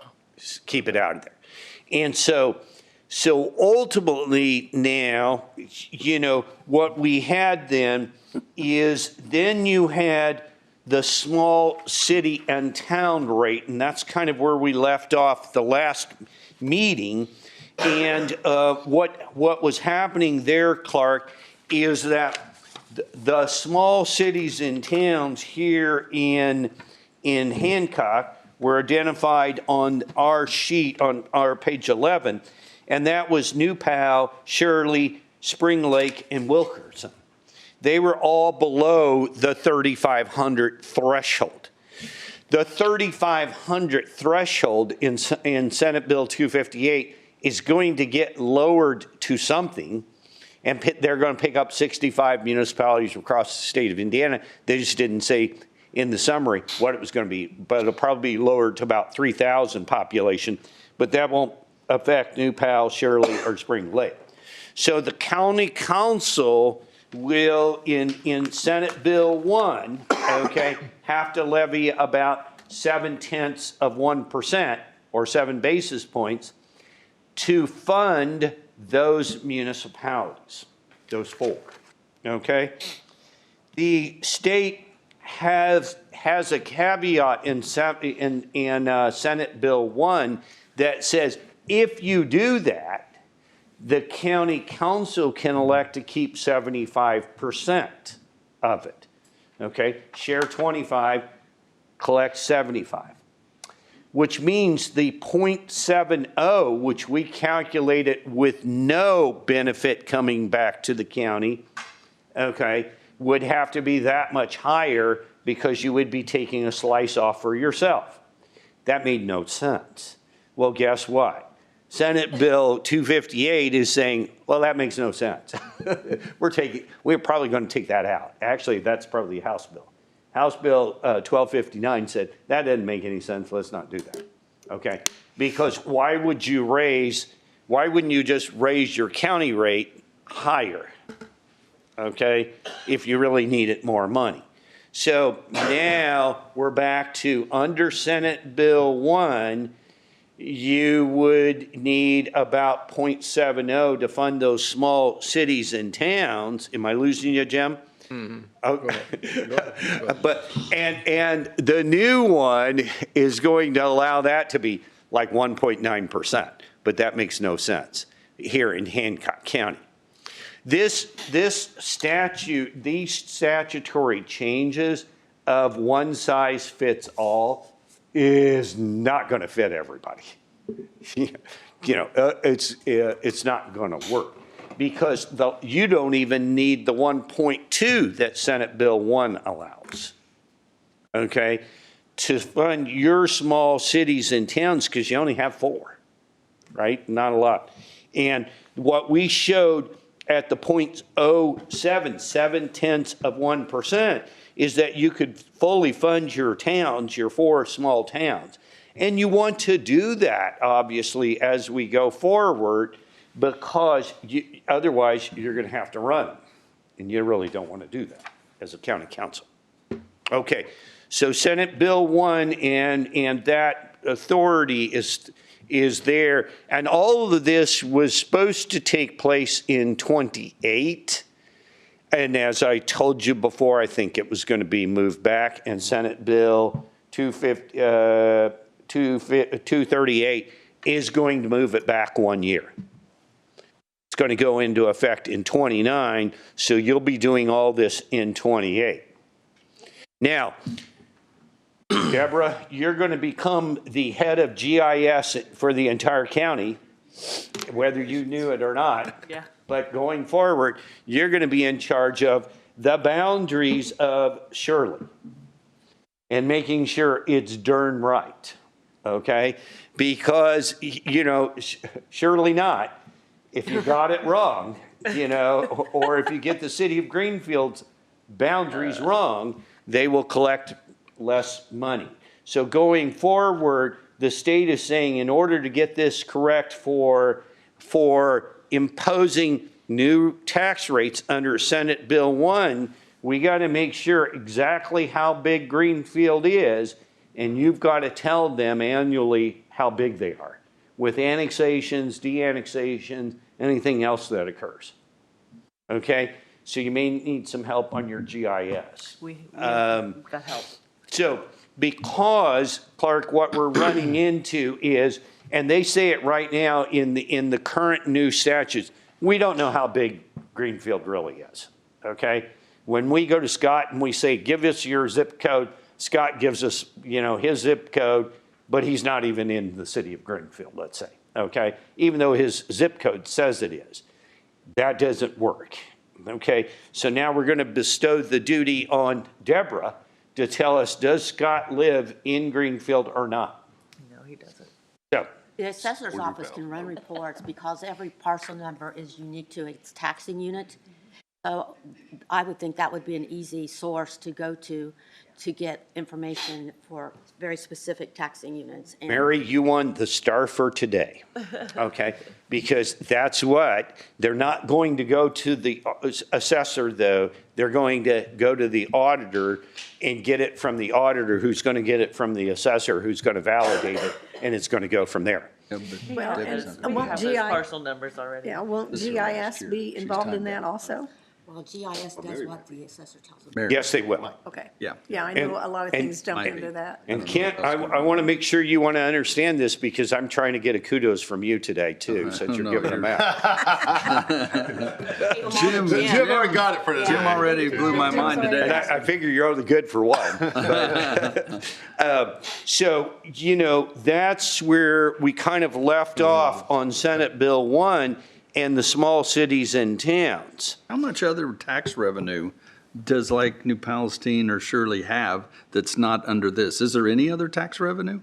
Well, property income tax? not lit. Not Yeah. lit. We This used is all just their lit in our calculations on page 11, and we had Shirley at being around, current revenue was 277 under the certification of the 26, and at the 7 basis points, it would be 270. So pretty much break even. Okay, they're still going to control their property tax. Absolutely. Okay, and do they collect income tax?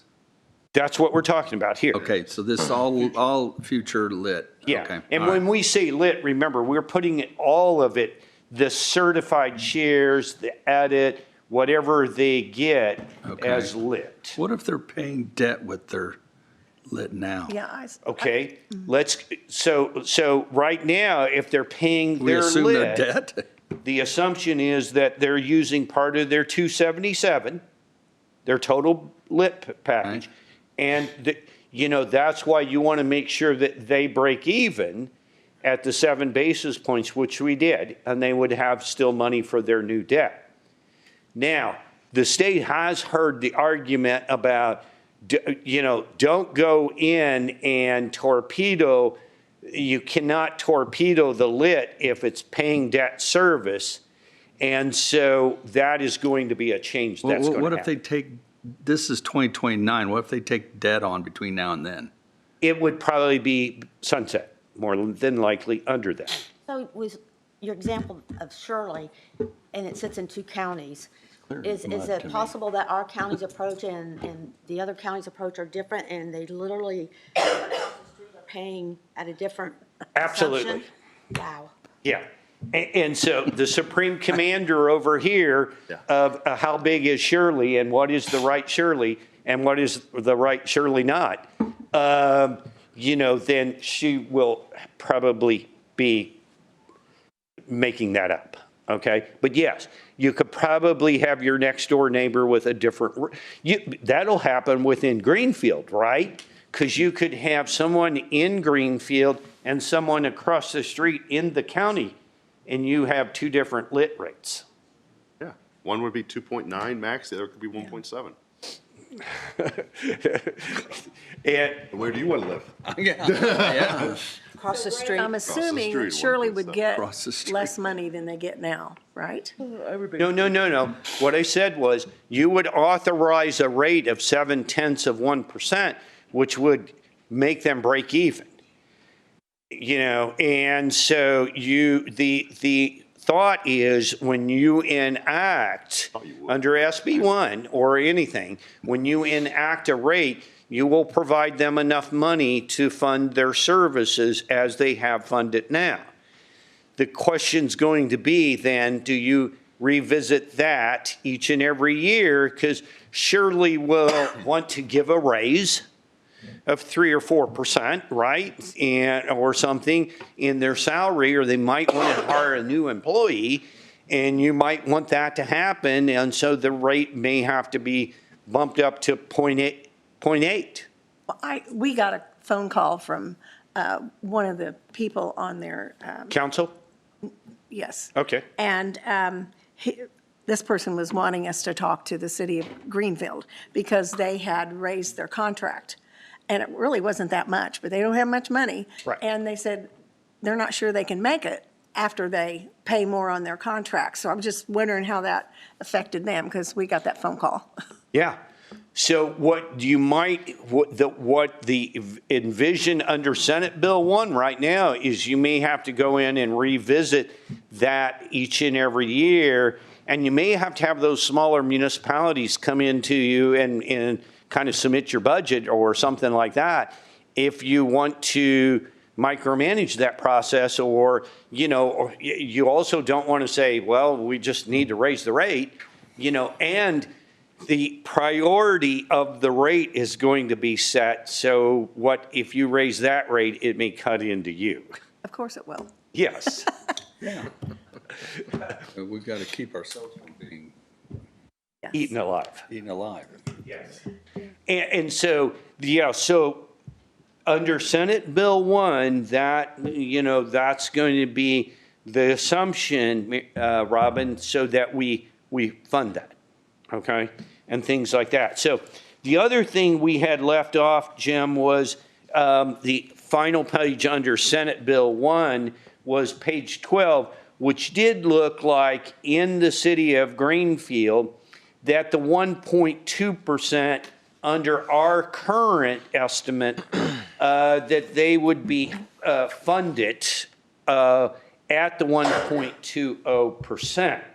I am telling you, though, under 258 and going forward, There are about 75% statewide of the cities and towns that are not going to be able to be funded at the 1.2.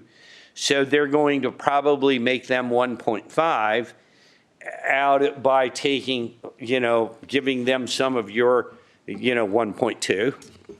And so, but again, this is where in our analysis at this point in time, it kind of worked in Hancock County at 1.2 under Senate Bill 1. Okay. Now, the difficulty was Cumberland, because according to the Hancock County population, they're below the 3,500, but in total population, they're probably above the 3,500. So the question is, do you just use the demilitarized zone and only the demilitarized zone? Okay, or the none, or the Marion County, or do you say they get the authorization to do their rate in total? Does the state say anything on that? No. They haven't said anything. But that might be one of the 65 that comes in the future. Because we had them at 3461. I'm like, go find 40 people quick. Could you end up with two different rates in a town like that? Absolutely. Oh, yeah, because you're different counties. Yeah. Just like we said with Shirley. We said Shirley and Shirley not. Right. Yeah. That's too easy, sorry. Is the fire department rate of 0.4, has that been discussed to change, or is that? Yes. Okay, I was curious. I didn't want to muddy Jim's water too much more. But well, I don't mind. But Senate Bill 1. Yeah. Okay, Senate Bill 1 has said 0.40. And in my analysis I gave you, I said, okay, that's kind of looking okay. What page is that? I'm going there. Let's see, 0.40 was on page 9. And under Senate Bill 1, the real significant question was you had the ability to give it to the volunteers. You didn't have to give it to the volunteer fire department. So in our analysis on page 9, we said, if you give it to them and if you don't give it to them, at this point in time. Can we pause you? I don't know if we all have. No, you don't. No. Oh, okay. No, Okay. No, you don't. I don't have it. I think you I don't have gave it. it to them in the package. For budget. Yes, it was in Yeah, the for the package. budget. Oh, it but- was last week, Yeah. okay. I'm so sorry, I was looking at the 1782, I was like, this isn't matching That's up. not it. Yeah. So, but that's going to be the big question. And by the way, the 0.40 now is being cut to 0.20. Really? What? Newly merged territories, right? That's not how I'm reading it. Time it was. Yeah. So what you're saying is probably in the past, okay? Because right now it just says fire and EMS rate decreased from 0.40 to 0.2. So 0.4 to 0.2 cut in half.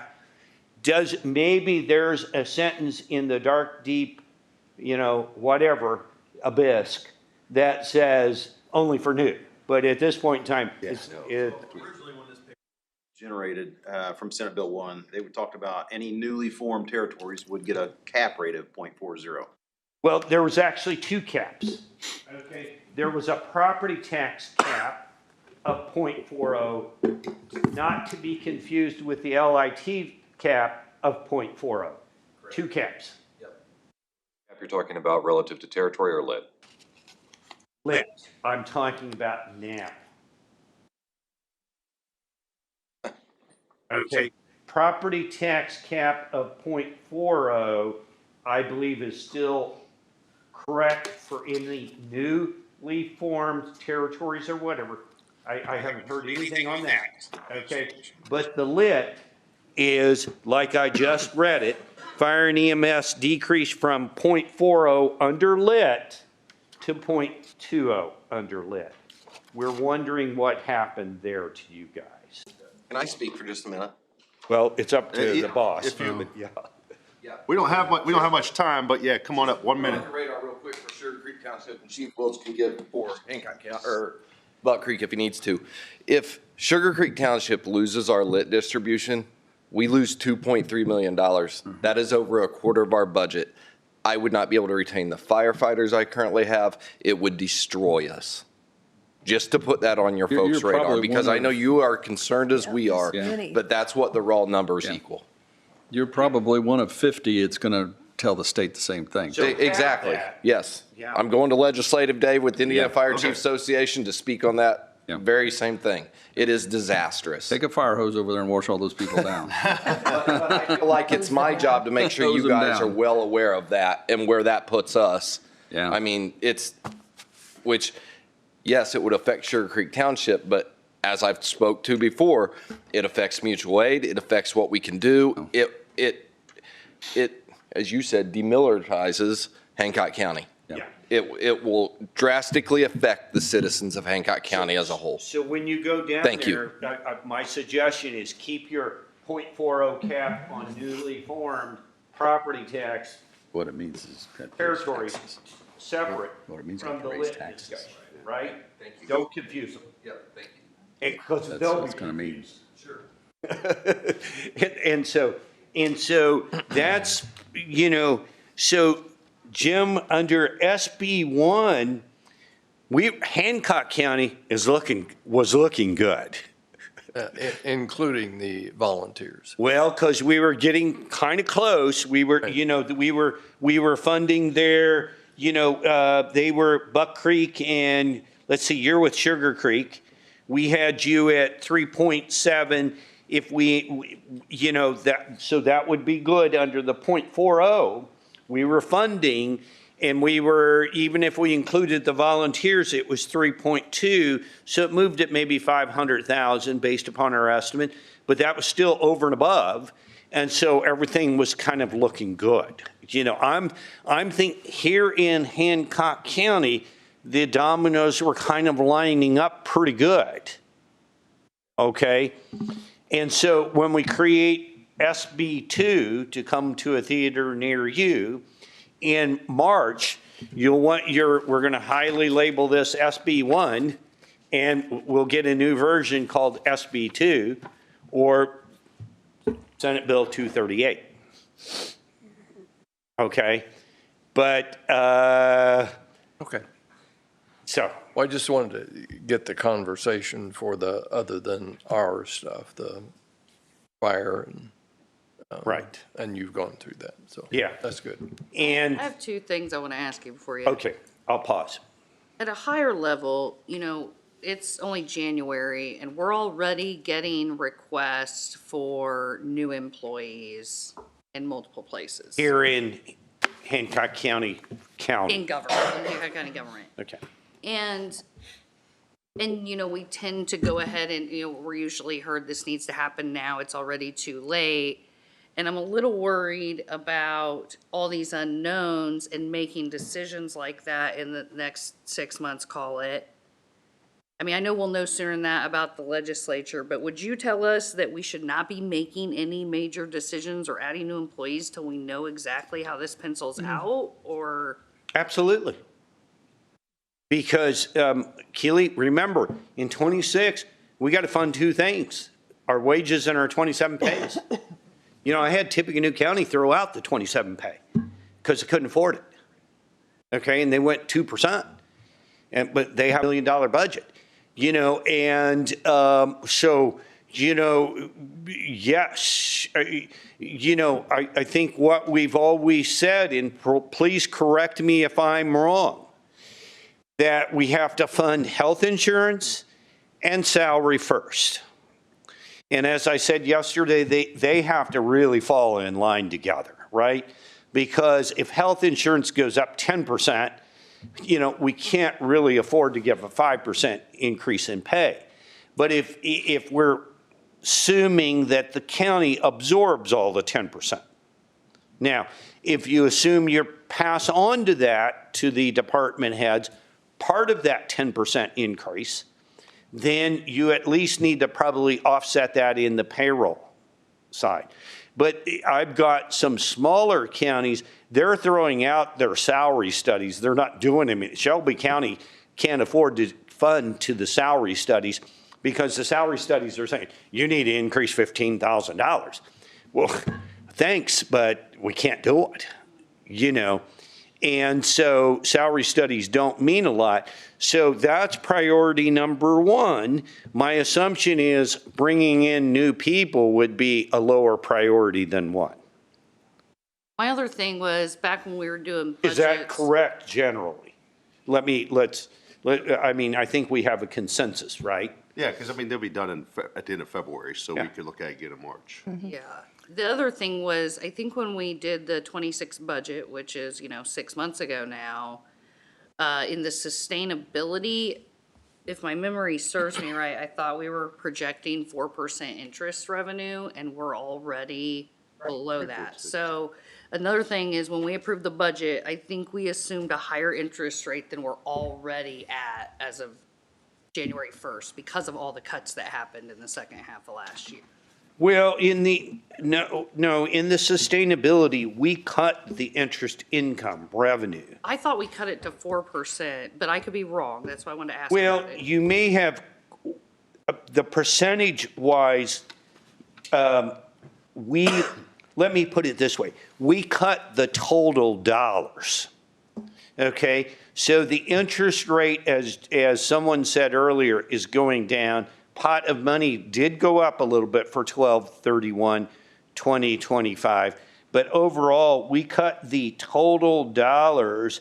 I don't know, again, we got to get the revenues and expenses slammed shut, and you might be real close, on 2025. But we had 5.495 come in 24 actual interest. In 25, we have 5 million. I believe we'll be higher than that slightly. And then in 26, we had 4.5 million. In 27, 3. So we cut the total dollars in the sustainability. But if we were to look at what interest rate would be required based on our anticipated average monthly balances in the coming year, I'm saying I wonder if we will hit that. And it's just a consideration that those revenues might be lower than what we budgeted. My gut feel is and Clark may have better read on this, but we'll have that interest sustain until they make a change at the Fed come June. And then we won't be at that rate. Okay. And so overall, the blended rate for 26, I think we'll be okay on the total bucket of dollars. Okay. But what the slide will be is, do we decrease $1.5 million between 26 and 27? Stay tuned for the next version of the sustainability. And that'll be predicated on where we end up with 25 on actual. I think we've already sent those numbers to you. Okay. So just, you might We want have to take not a had look at time that. to adjust them. So. Greg, I'd like to interject something really quick because you brought up the salary study. Jim is the one that's helped us start that. And I've talked to him, I've talked to Mary and everybody that's on that salary study. And we think that we've done what we could do. So we've decided not to have a salary study this year. And everything is so close that I think it should be, everybody should be in on the discussions. But I wanted to let everybody know because usually we've already met once or twice. I think we saved the county some money, and Oh, I think I we do did too. what we could do, but it's outside of our expertise, and we've taken it as far as we can take it, and I think that the county and the employees deserve something. If you're gonna do an actual salary study, it'd be somebody that's an expert in that field. And it sounds like there might be no need to study because like typically you might just be what are you getting out what you can. Yeah, it's hard to That's study kind of what we zero. feel, That's too. hard to study zero. Okay, I want to keep moving so we don't fall behind. Is that all we need for future tax changes? I think I'm at a pause point unless someone has any other further question. And Jim, I'm sorry if I muddied it with where we're at, or where we're going. Yeah. But, that's when we'll take SB1 and update it for, like I said, SB2. Understood. But people need to know, the concerns coming. And Keely, that's why I was saying, whoa, let's not move any money, let's not do anything, let's take a pause point on that. Don't spend $100,000 on a salary study, pause point on that, because the theater's going to come near you real quick. So, yes, Scott. Uses for general fund balances. So, again, that was where Jim was suggesting that we may transfer money to rainy day, sheriff's deposit, sheriff's retirement, health reserve, self-insurance reserve, and I'm saying we've got till June 30th. Let's sit and think about it carefully. And then any old business F. Old business was basically stay tuned for SB2. It is going to bite you. Does anybody else have any questions for Greg before we move on? Go ahead. The report that you were just reading from, I'm not 100% sure that I did pass that out at the budget meeting. So is that your sustainability report? I don't know what that is.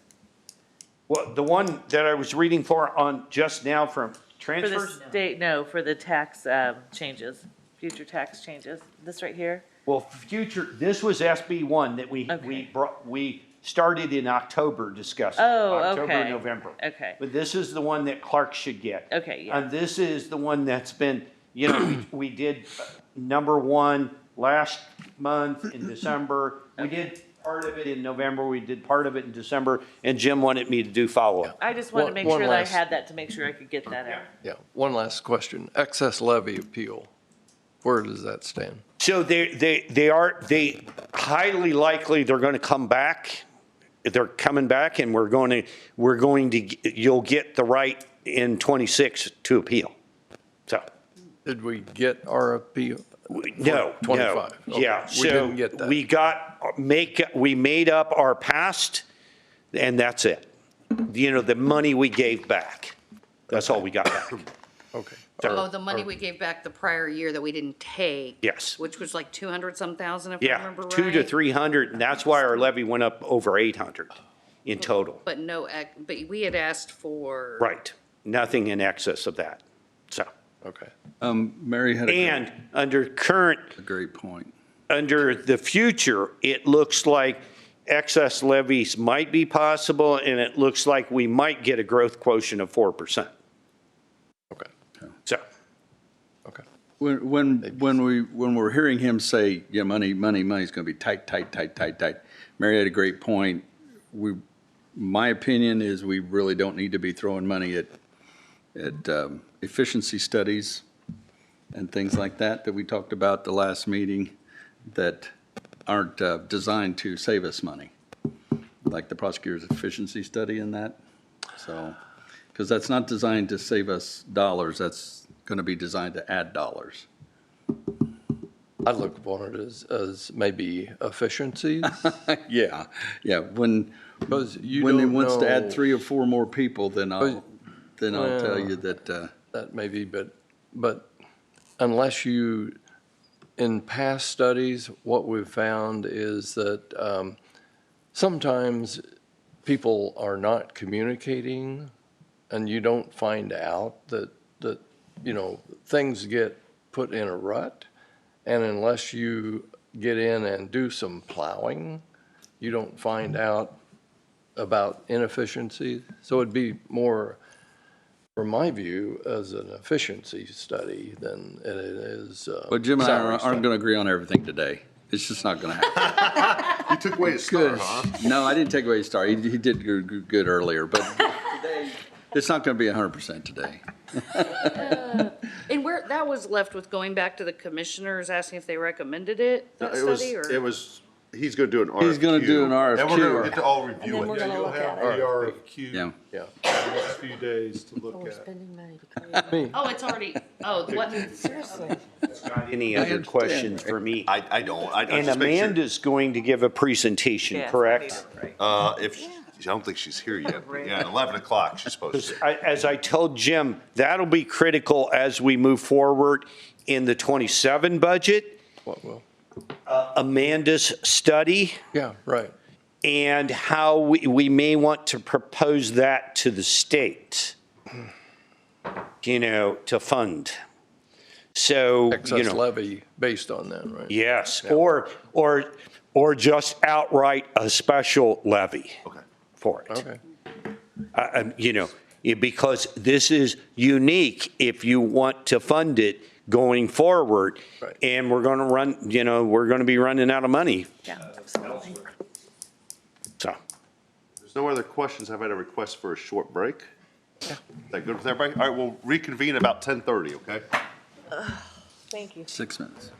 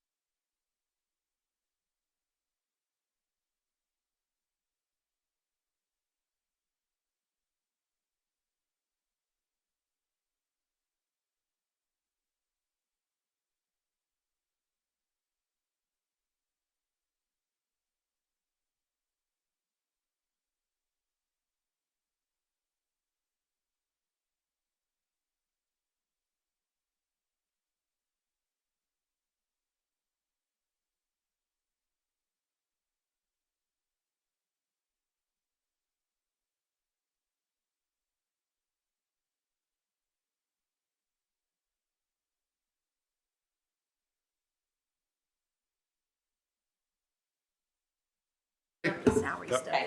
Go ahead. It'd be up here. Yeah. All right, reconvening the January 14th meeting. Next up on the agenda is the 2025 Revenue Report, Marcia Moore. Give us anything? I don't think so. And there is something in your packets, yes. Here it is.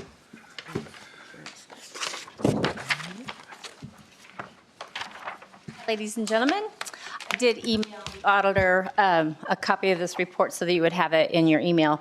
Thank you. So as you mentioned last meeting, Jim had said that the Recorder's Perpetuation Fund was approximately a total of $308,000, give or take.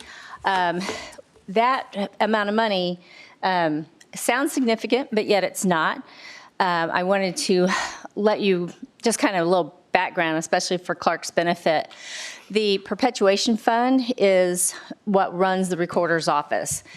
For the most part, the Recorder staff the Recorder provides a sworn statement to council every year to say how much money I'm allowed to use for general fund purposes. General fund purposes primarily are salaries, benefits, that kind of thing, in which the Recorder's office does pay for. It's also important to note that the Recorder's office went to flat fees in 2017 with a change in 2019 for UCCs. So when we're looking at the Senate bill's effects in 27, 28, 29, that's going to be close to 10 years that the Recorder's office will be operating on the same flat fee, which means even though we're still growing and we're still recording documents, it's going to be more difficult for the Recorder's office with the challenges of inflation and salary increases to always maintain that same level of funding that we give to the general fund and not using it. I say all of that because I wanted to point out the recap of what we've been providing with our document increases and the amount of revenue that's been sent to the different locations. So for instance, the first line of the document recap shows that in 2025, we recorded $14,911 in records that were done, and that's an increase of about 1,400 documents that were recorded. This trend has been, we had our peak, as many of you know, with COVID, which was crazy, I guess because everybody was staying home and doing things, so they were refinancing or something, I'm not sure. And we had a slight lull, but we are kind of slowly peaking back up. The revenue to county general in 2025 was $226,199. The only expense from county general that the Recorder's office took was $71,957.76. This is an excess to county general provided by the Recorder's office of $154,241. The other annual revenue that goes to other county funds, such as and these are by mandate, are like the Surveyor's Cornerstone Perpetuation Fund and those kind of things.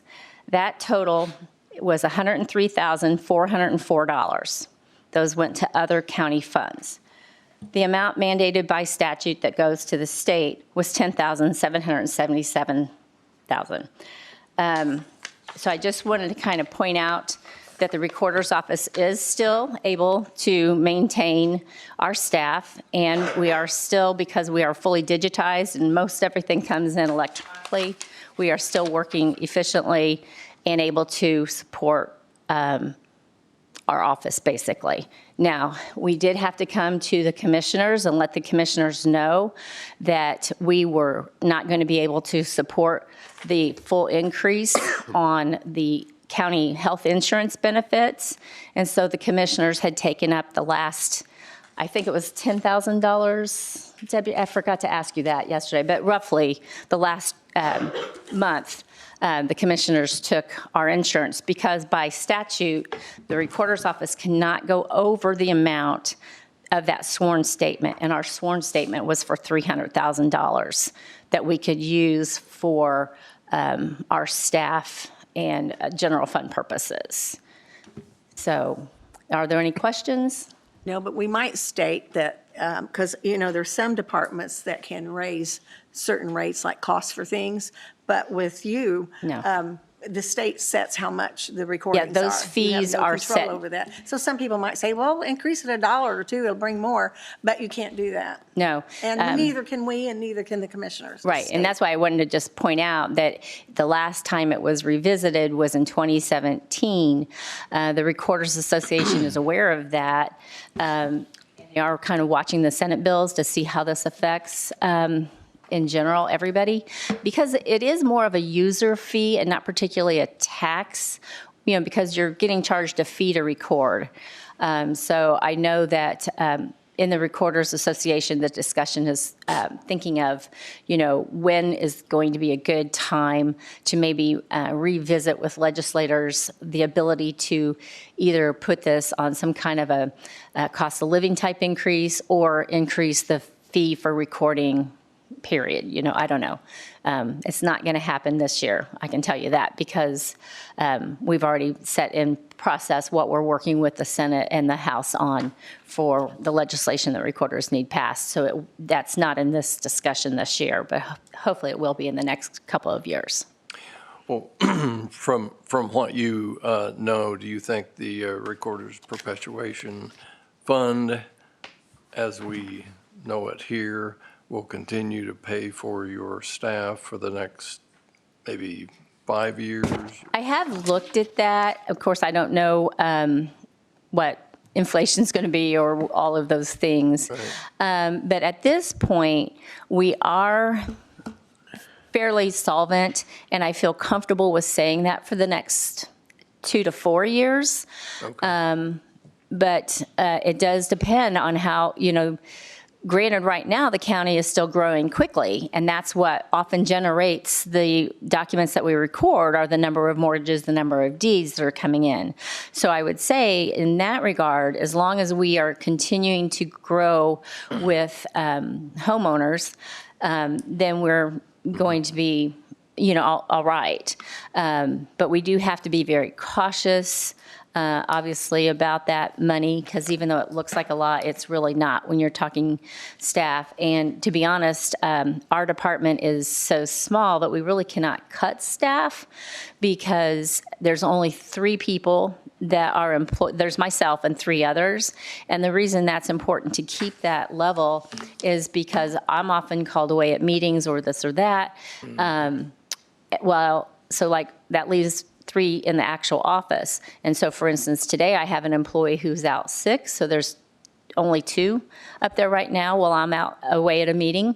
And I know a couple of weeks ago, we actually had the flu thing going around, and there was myself and another person in the office. So, it can be, difficult to run with just 3 people. Do you see some technology coming down the line that might really affect your We're already pretty office? much there. We've already digitized our records by the thanks of council helping me with that process.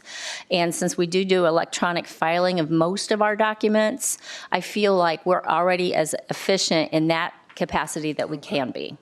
Are you allowed to retain a reserve account that you would put dollars into over time, just in case there were? That's what that's 200. So on the line item of the funds that we had, the reporting of funds. 1190 is 200. Yeah, 1190. That's that 200,000 that we have that the treasurer has. It was on, and I may not have provided that in this packet. It was the summary from last. I don't have that. It was the cash balance report from last week. I'm sorry. Yeah. Okay, I was just thinking that would be Yeah, maybe and something that's, to think about. yes, the perpetuation fund is a non-reverting fund, and it maintains perpetuating the record. And so as that builds, and that's why I was very careful when I came to council a couple of years ago about the digitizing project, and why I needed your help was because we didn't want to deplete that amount of money in case we did need it. All of us didn't have that, so, yeah. I'm sorry. Oh, that's okay. I would have re-included it. Can I ask you a security question? I mean, I've watched a TV thing where somebody can create a document, come in, and then have it recorded, and then take your house from you. So is that a possibility? That's a very slim possibility. I'm not going to say that with AI, things haven't gotten more slick. However, I can tell you that the recorder's office, we have 2 partners that we work with that would alert the public to any kind of a document that might get fraud. There is a free process called, our records that are digitized are with a company called DocsPop. We've used them with our recording software for many, many years. And it's a company that you actually have to have a login to access their documents, and then you can review or buy their documents. Those are used mostly by title companies, things like that. So with that, though, the general public property owner can go in and set up an account, and they can put their property on there to get an alert. So if something goes in that is filed matching their legal description and name, it can populate an email that will come to them. What's it called? DocsPop, DocsPop. It's on our website. We have a link. Okay. And that one works best if you live in a city or town or platted neighborhood, because it's specific to the legal description. So for instance, it may say Waterview Lot 4, and you're going to get that. Since I live in the county and I have a section, township, and range, sometimes I will get a report that populates that just matches my section, township, and range. So for instance, my neighbor refinances, I get a notice, but I can always go in and check because it gives me the document number and I can look at it. The other company is known as Equity Protect, and they have a different avenue in which they use. They can also do a risk analysis for your property, and then they will do they have a patent pending process where they would actually kind of put for lack of a better word, they kind of put like a lien on your house in your name, and then that way documents they would be notified, and they would then notify you if something were to get reported. Okay, so that's something like what LifeLock or something would do. Similar, yeah. I don't want to say it's exactly like it, but it's very similar. Okay. On the other side of that, the state of Indiana is very good about the type of documents. There's certain things that have to be on a document. They have to be notarized. And then on the electronic world, if something is done by a remote notarization, the notary has to be registered in the state of Indiana and perform that remote notarization on a certified platform. One of the things the Recorders Association is looking at is to ask legislators to make it so that it's mandated that the recording format is actually named on the document. So, just kind of tighten that down. Because right now, the requirement for a remote notarization is that they have to state where the principal is, where the notary is, and then it has to have all the notary's information that's in that jurat. But, at this point, it doesn't have to say the platform that the notary used, but there are certain mandates, and all of that's guided by the Secretary of State's office. Well, and Marcia, I think I've seen it done since you've been a recorder, but ever so often, you put some kind of statement in the newspaper. I do. Don't you? I do, I try. Warning people that, what they want. It used to be $60, it's probably $100 and $150. That it's free, they offer it for free. Yes, yes. You want to So we project do out, try to let the public know. you want to project out expenses. Most state agencies, including me, use 10%, and that's without raises for employees. So if you want to start that project, I'll give you a starting point that I use. Well, thank you. Do we need any motion, or just recognize it in the minutes that you presented the? I just want you to recognize it in the minutes that I presented it for your knowledge and information, because as I stated, when we go through the budget process, I will provide council the sworn statement for next year's budget. All right? Thank you. Thank you. All right, Gary Poole, request for additional appropriation Fund 4616, set for 10 minutes.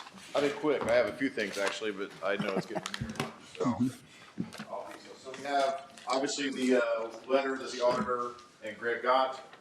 I'm going to be asking to reduce. It's kind of list out the action items here, but I write the whole thing down. I will not read it all to you. to reduce 1176 2300 by 2.5 million.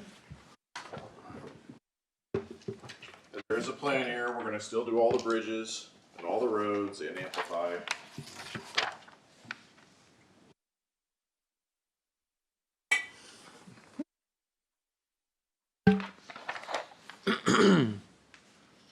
So the situation currently, the school is unable to raise currently the FF&E, the furniture, furnishings, and equipment for Amplify at this time. They're going to try to get it in the future.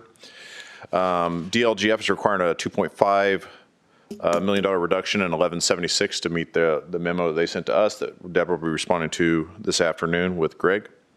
I had a miscalculation on money line 23,000, and the CCMG program was shrinking, so that's where that $2.5 million shortfall comes from. So some of it's my fault, some of it's the state's change of money, which we've been talking about all morning, so I won't go through it again. Cume Bridge has been non-participating in a lot of equipment needs, and that fund is pretty cash rich right now, and it needs to participate in that to take pressure off the road projects. I've secured $3.5 million of the grant increases we talked about last year. I still got $2 million to go. I'll be finding out about that probably Friday. The letting is happening right now as we speak. And I'm meeting some people down in Orange County Friday to try to get that last $2 million made up for. That'll be good news. We get that. That'll get me out of the Cume cap fund for you, Jim. Of the 3 million, you might get I've got 3.5 of the 5.5 covered. We got it. I'm chasing the last 2 Friday. Right. Okay. And Steinmeier, like I said, is letting today. That's where that $2 million will go, and that'll get it out of the Cume cap. So the action items, well, I say my goal here is to make sure we're delivering all the bridges, Amplify open in the fall and all that stuff. The plan, most of this is net zero, is moving money from one fund to another, or moving it within. First item would be to increase $1.2 million increase to line 4616 listed there. That will bring the school's portion in the RDC budget to $1.5 million. That would be coupled within the same capital line. So Deborah, it's one. I don't know if you want to advertise this publicly. Technically, you can move it between line and line in there with council approval. Reduce line 44312 by $1.2 million. So I got grant money, so I don't need that $1.2 million there anymore. We're going to transfer that to the school. So my road is covered from the state. We're going to transfer that to the school near term. So the things that are underlined when I'm done talking, you'll need to do. I'll need to reduce line 1176 2300 by $2.5 million. It currently has $3 million budgeted in there. And I'll need to advertise. Now this one that'll just be a reduction. I'll need to do an advertisement for additional $700,000 in 1135. That's Cume Bridge. I'm basically moving like the mower head, the Fecon head that reaches over the bridge to cut trees and stuff. One of the Traxel trucks that hauls that stuff off, one of the distributor trucks that seals things. I'm moving all those we've been paying those out of highway because we've been in decent shape. Moving that to bridge where it's more appropriate to be paid for. Just changing our position there. The only advertisement public hearing would be on that one. The other ones you could motion right now to make the changes. I'm gonna let you guys read through that for a minute and then ask me questions. And the rest is just summarize. I've got a question. So just to be clear, we could just do a budget transfer from 4616444312 to 46164005. Correct. You could just do that. I don't know, because it's 1.2 million if they want to do anything extra, but yes, they could just do that. So moved. Well, I can't make a motion, but. He made a motion to reduce what you just said. We reduced Just to move it, yeah. 4616443112 by $1.2 million to 4616400050. Is there a second? Second. All right, we have a motion, a second. Any discussion? Not hearing any. All those in favor say aye. Aye. Any opposed? Same sign. Motion carries. Yeah, you want to do the next one, reduce by 2.5? So moved. That's a 100. Do you need more? What do you need? We need more detail. I think she needs. To reduce. The budget transfer from 40,050, 400,050 from 44312. We got that. We got that. We just did that one. We just did it. So the reducing your 1176 That's by. what Greg just went over with. Okay, so we got that on our 1782. We've already got that. We're good there. You have a motion to reduce 23,000 in 1176 by 2.5 million? So I've got a motion on the table to reduce 1176.23000 by 2.5 million, Yes. with a first and a second. Any discussion on that? Has it already been reduced, though? So would we be motioning to reduce it? Greg down. Yeah. I don't want to reduce it twice by 2.5 million. Right. Yeah, we're good. Be able to, but We're good on that one, Gary. we're You're good on that one, covered. okay. Yeah. All right, so that one, the motion's then retracted for that, because we already did it. Yeah, I would retract that, 'cause, yeah. Okay, I'm sorry. Greg, does That's that okay. sound good to you? Okay. It's 2.5. Well, because we were a little bit off there by 100,000, but 2.5 is fine, okay. Last one, we require an advertisement, $700,000 additional appropriation in Fund 1135, line 44406. I need a thumbs up to advertise. All right, we're good on that. I know you're busy. I'll answer any questions and get out of your way.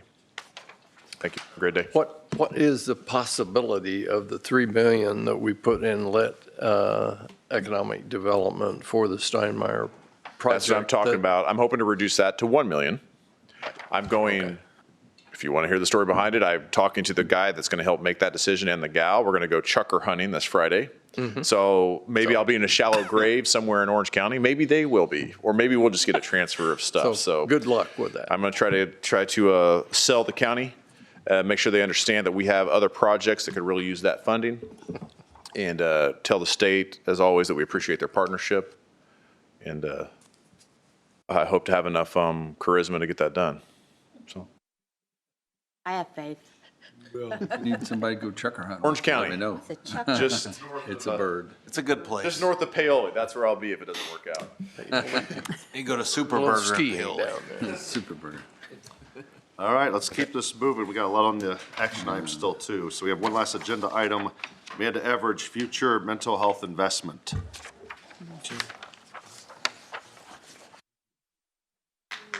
We're going to try to keep it brief. I know. I will do my best. All right. So I have quick little, You, nice to meet you.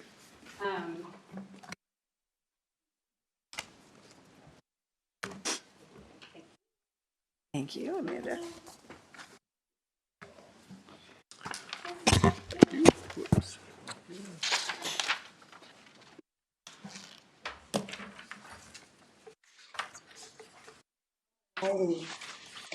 So I'm here to talk about the grant funding update that we've received. We actually have 3 grants to cover today.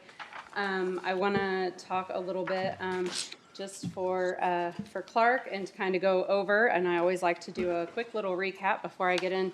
I know you guys really want to hear about the money quickly, but I want to talk a little bit about what we do and why we do with the money that you provided us. So the funding that we received is to support the Hancock Health Connection Center, Justice Navigation Team, Mobile Response Team, and Rapid Access to Mental Health Services. So our Justice Navigation Team works very closely with the jails. We actually have 2 navigators, one a peer recovery specialist and a social worker that go into the jail 3 to 4 times per week, work on transition planning and assist with kind of like a discharge planner would at the hospital, making sure that they have all that is needed to the best of our abilities that we all know of, so that when they are released from incarceration, have a better chance of success when they get out, including mental health access, but we also look at housing, shelter, transportation, employment, education, clothing, food, all of your basic necessities in addition. The Connection Center, we're looking at supporting all of those social needs. We service anyone that comes through our doors, regardless of whether they're connected to our health service, and rapid access to that mental health treatment. Our mobile response team, they have been here, but we are still at, we have 2 peer recovery specialists and a social work clinician who go out into the field and respond to urgent mental health needs. So they work on crisis de-escalation, stabilization. We transport to treatment for individuals that need that, and do a lot of community outreach and education. And then our Hancock counseling team, where we offer mental health and substance use treatment and access to services there. So 2025 metrics, I kind of, since the last time I was here, we had Q1, Q2 out. So really, if you just want to look at that column 5, or that fourth column there for the total of 2025, when we look at connection center referrals in general, and these are individuals that we actually connected with, not just received the call and were asked to give them a call back, but those that we actually worked with were just over 1,000, 46, so about on target to what we expected. Mobile response team and justice navigation. Last year we did right at 350. We were at 479 referrals for the end of 2025. I can tell you already, in the 9 business days that we've been open, our mobile crisis team has responded 13 times. And out of those 13, 9 of those were adolescents. So we are seeing it's been a busy, and our connection center is already at 67. So we have had a busy 9 days in January already. I think the holidays did a number on a lot of folks. So I anticipate that number, as we see that level of increase, it's only going to continue, especially as we get more access, because those are the responses that we did, and we still are only. So if we're able to grow those services, I anticipate more. We had a total this year of 46 attended rapid assessments from the Justice Department for mental health and addiction access to treatment. So it varies from the probation department, community corrections, or those released from incarceration. And then I already put in our counseling numbers just so that you can kind of get an idea of what those are. Next, I want to make sure that we take a moment to recognize our team was recognized for the Bobby Keene Healthy Community Award this year. We were nominated by a community partner, Jeff Meggie. You know him for the mission and the impact that we have on the community and the support services that we offer. And then the mobile response team was nominated and received the Indiana Business Journal Award for mental health advocacy. So they will be going to the IBJ dinner here, I think, next month, and being celebrated there. So very, very excited to see that team recognized at that state level and in a space that we were not ever expecting to be recognized. So wanted to make sure that you guys heard of that as well. So into the money piece. So county funding recap, we had the 3 awards. The initial one that was received for the justice navigation to do the work that we do in the jails and in the community and that support. The ARPA non-transformational grant, the mobile response team, that's the post-community grant award after that contract was terminated, and then when we took that team on.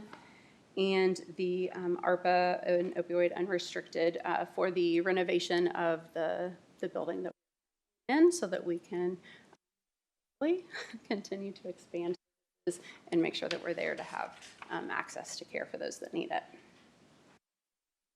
So I did a quick breakdown, and Deborah, and I actually brought you another rounded copy that I'll give you guys today. Oh, thank you. Has all of the detail, but it's a novel, so I didn't print out. So I apologize, but you're certainly welcome to dig into those there. And then I did on the last, I think the last 3 pages, they're broken down a little bit more. But what you see on that page here, the expenses and balance, is just the brief snapshot. What we've spent so far for the 3 years that we've been doing what we've done, and the balance that's remaining on the 3 various grants. The last 3 pages break that down by quarter and kind of general funding for you. And then, as I mentioned, the breakdown, Deb would have. Well, I'm missing the last 2 quarters of the reporting. Is it on here? Is that what you're turning in? Of which one? The last 2 quarters of reporting for our ARPA fund. So if you just maybe talk to Sarah. don't have that. On this page, maybe, I brought you though, a new copy of literally everything. All for of it. All of the years. Thank you, thank you, thank you. So you have all of that in your, Okay. what I don't have is year end for, to close us out. But they are prioritizing and trying to get my crew done quickly, because I know that, I think, is this week. So we're trying to get the year end done. Amanda, I have a question. Yes, ma'am. The remaining balances on both, that still have remaining balances, those have to be expended by December 31st this year? Yes. Okay. And what you'll see in December, what isn't accounted for, like in the staffing piece, is that management component. So like my budget doesn't fall, like any of my salary, any of my management salary or clinical leadership salary, any of my therapists don't fall into this automatically. That has to be balanced out with the end of the year for the counseling team. So you'll see, you'll get an invoice, you'll see an invoice for that breaks down what those salaries are, for the months, and that'll all kind of hit in December as they balance out my 4 different budget lines as well. So it's hard to get like a third of me here, a sixth of me here. So we just kind of balance that all at the end of the year rather than doing it each month. And then same for my providers and whatnot. So I will get that sent in. I anticipate you will expend that down. We have a lot of programs, we have a lot of activities, we have a lot of outreach that we plan on doing this next year that'll also help in some of that. Luckily, we're in the building and that piece is done. Hopefully that levels out soon. So you'll see a big chunk also come out of that for this 2025. Any questions on that? You are welcome. I am happy to sit down and kind of go in more depth at any time. Questions, give me a call and we can kind of go through each. I guess Amanda and Scott, you and I kind of chit-chatted about this. So in 11 months, we run out of money. Yeah, we do. And so for 2027, what will we have to recognize as an expense possibly going forward? I will say, in this moment, what I think the best thing that I can share is kind of what expense we have currently that's unaccounted for in either hopefully partnerships. I can't say revenue's going to get better because I think you guys have beat that horse today. And Senate Bill 1 is going to impact mental health and healthcare significantly.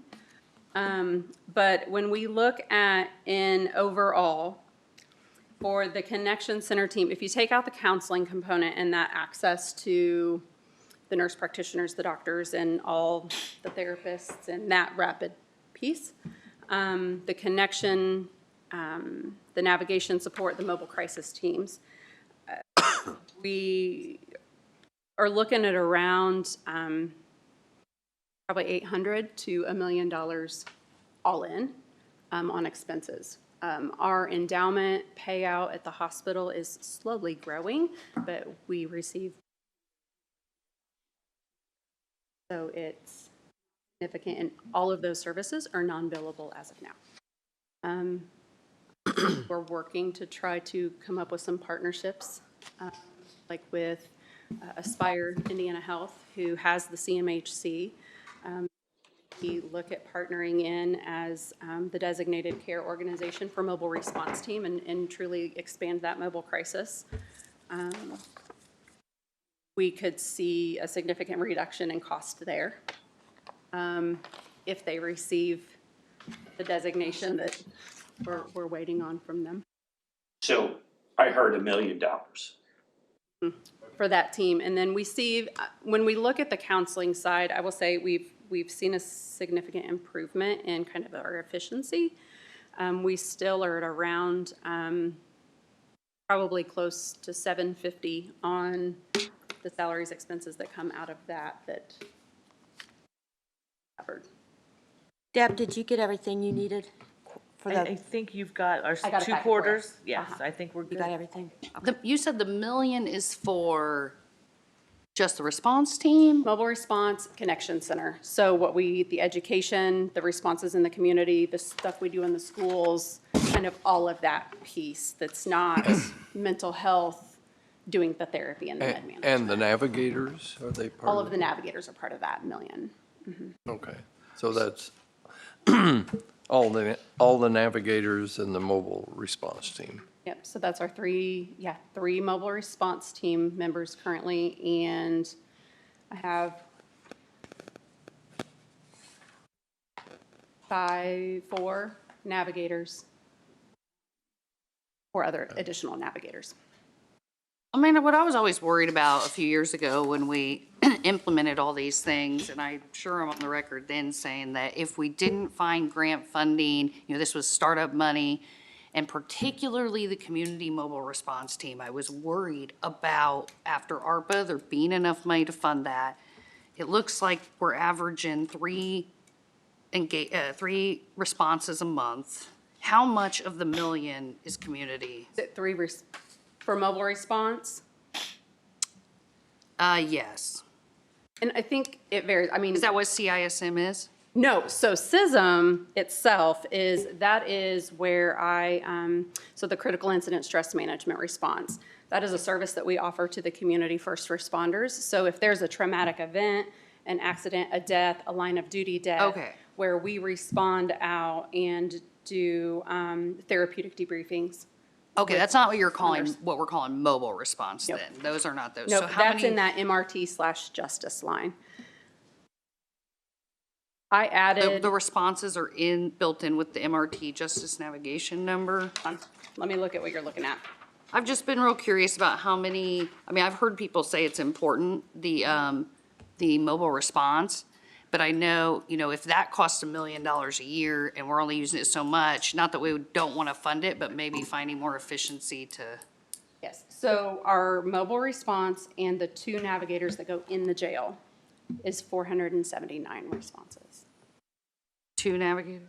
2 navigators in the jail, our 3 mobile response team. 3 mobile response is So it was for 500 for the 2025. 500K. No, 500 responses. 500 responses, and that Yes, but in that includes engagements 2025. the navigators did, or no? Okay, No, 500 that's the mobile. additional 1,000. And then things like the CISM response, I do that. Okay, that's separate. The education in the schools, CASA trainings, workshops that we do for the community for free, all of the additional pieces are where I pull in some of our other navigators myself, our clinical manager. 2 navigators in the jail plus 3 mobile response employees doing And- 500 responses was 400 how much? Or we can even call it 500 if that's. Yeah. Okay. Close to 5. And you said none of that's billable? Is peer support services Medicaid billable? I was reading about that It is. this week. It reimburses at $7 every 15 minutes. $7 a 15 minutes? Okay. Are you guys We are billing? not. You're- We are not. Because if we bill Medicaid, we have to bill everybody. The cost that we would incur to bill everybody and then chase down the money that we're not going to get paid is way more than the $7 for 15 minutes.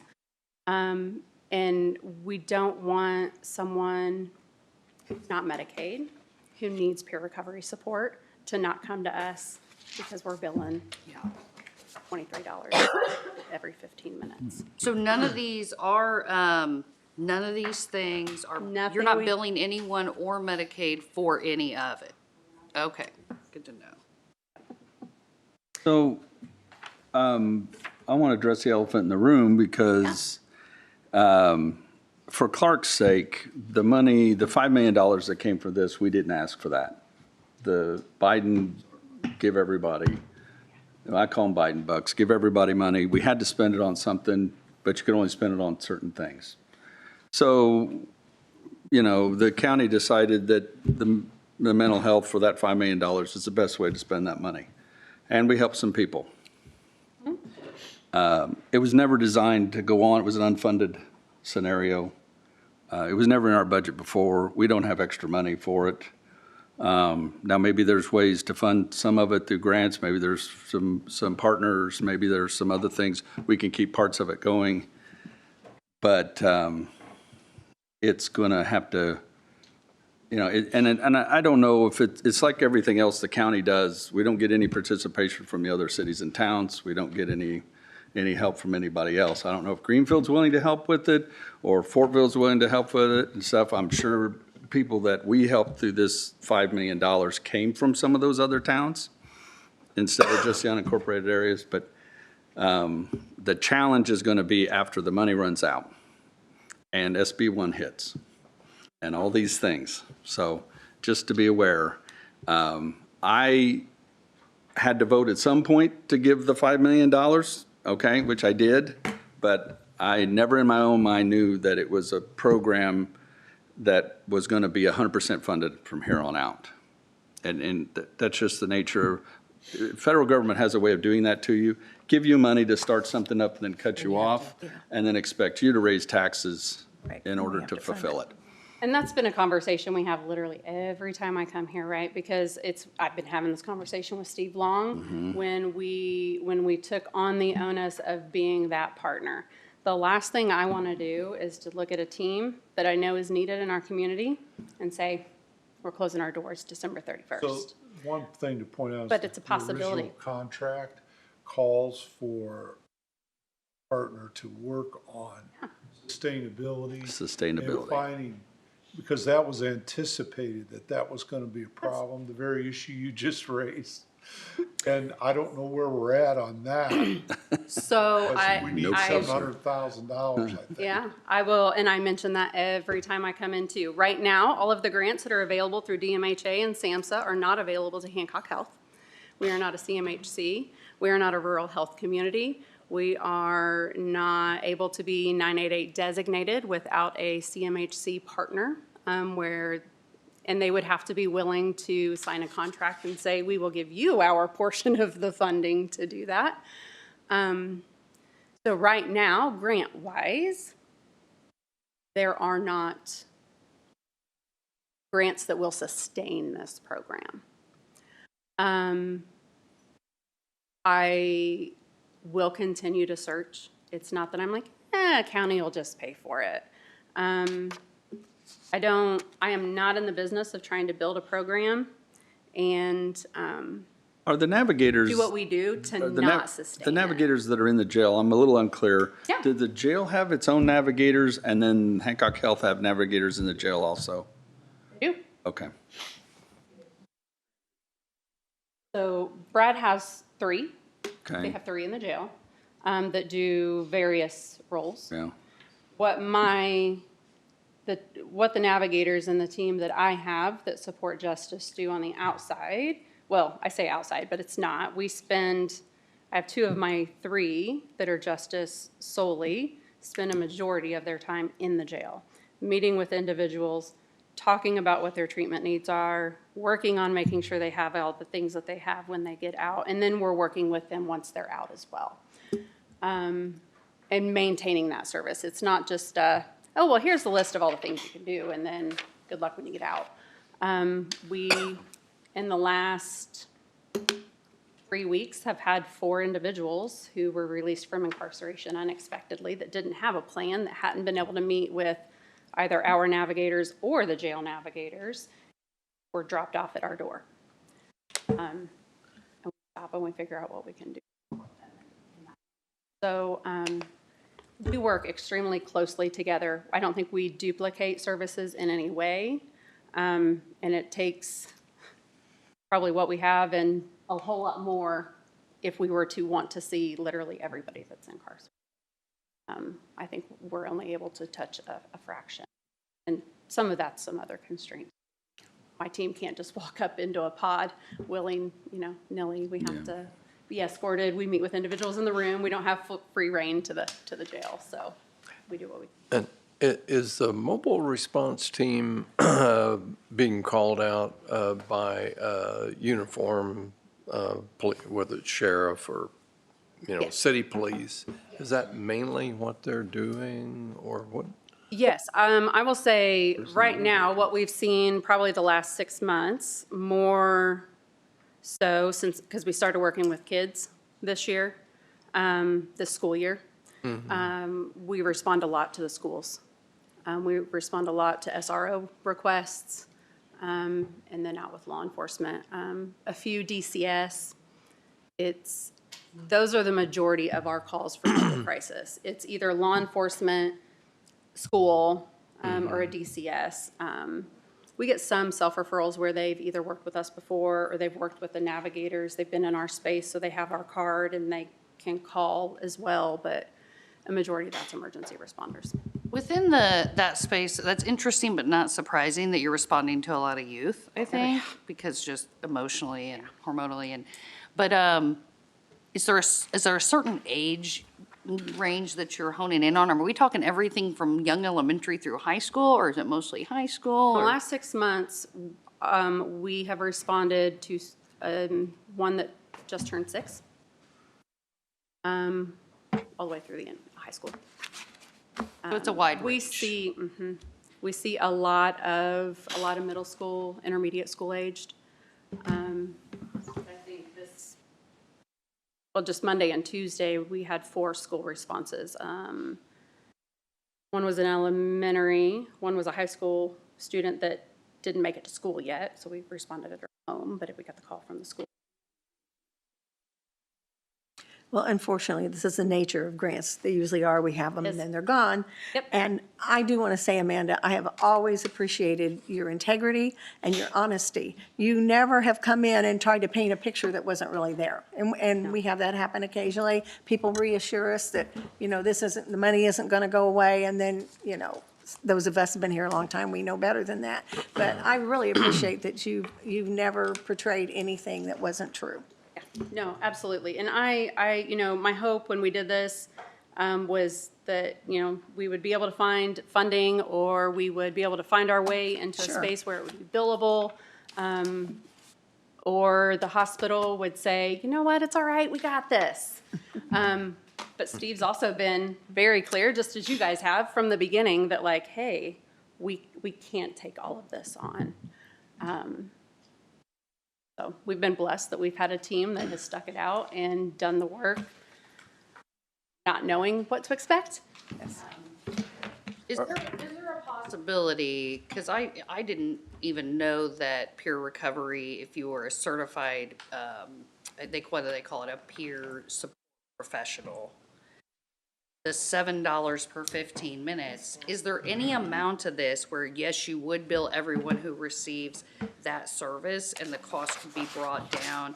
If the alternative was to have to do away with something altogether, could the cost be brought down and be Medicaid billable? I mean, I think you can hire those peer support specialists for $20 an hour, so that leaves an $8 margin on overhead. I mean, I'm just thinking out loud, but are there options for if there's not enough money to do exactly what we're doing? It is potential, yes. Okay. Like I said, we just haven't gone there. We can't, and it goes back to, we would have to bill everybody. We can't just write off anyone that can't pay. So there would be a lot more administrative overhead that would then get to there's other costs that go up, of course, yeah. But Unless there's more comments, then I want to move forward. We got still a lot of action items to do. It's going to take a while, Well, so. do you want to cover the Aspire part of it? Did you want to cover the Aspire? Oh, yeah, I just wanted to let you guys know that we are in process currently of working on formalizing partnerships and talking through what could formal agreements look like to help maximize both our organizations' efficiency. We have great teams. They need staff. We have built trusted relationships in the community, and I think at this point, we really need to try to find ways to work together more, and it will help us financially, both of us in many ways. So we are in process of doing that. We continue to work on getting them integrated. They're building up. I was able to I leased my old space that I still had under lease, so we're subletting to Aspire, so they were able to get into a location, physical location here in Greenfield as soon as we got into our new location. So I think that was mutually beneficial for both of us as well. But we will continue to work with them on different ways to make it work for. Well, you had said they have a mobile response team. So they have mobile crisis team as well. As a CMHC, they're required to respond to the crisis continuum. They answer 988 calls as well as then their own hotline. There are many times where if they get a call, because their main house is up in Noblesville, they can call our mobile response team as well, and we respond locally. They have a 23-hour crisis stabilization unit, so we utilize that a lot to be able to take individuals who have that urgent need that aren't hospitalization, that we don't really need to ID, but they're going to if we don't respond, immediate detention and forced hospitalization. We're able to get them up to the Reliance Center. Do they technically have responsibility for this county? Do, yes, as our CMHC. So why wouldn't their mobile response team be covering our county then? They do. Okay. They do, and they will. We have stepped in and supported them in that because, so when you, as a mobile crisis team, as a CMHC, you're required to respond 45 miles or 90-minute drive. So they could be in Kokomo responding, and we have law enforcement that needs help right now. So we partnered, trying to partner in to help support and expand their reach, and I think that's where that's what we're working on, that formalization. They don't have enough first. staff to cover their territory, really. Well, they're depends on the day. they're staffed, but again, unless you never know what might come in. Right, I know.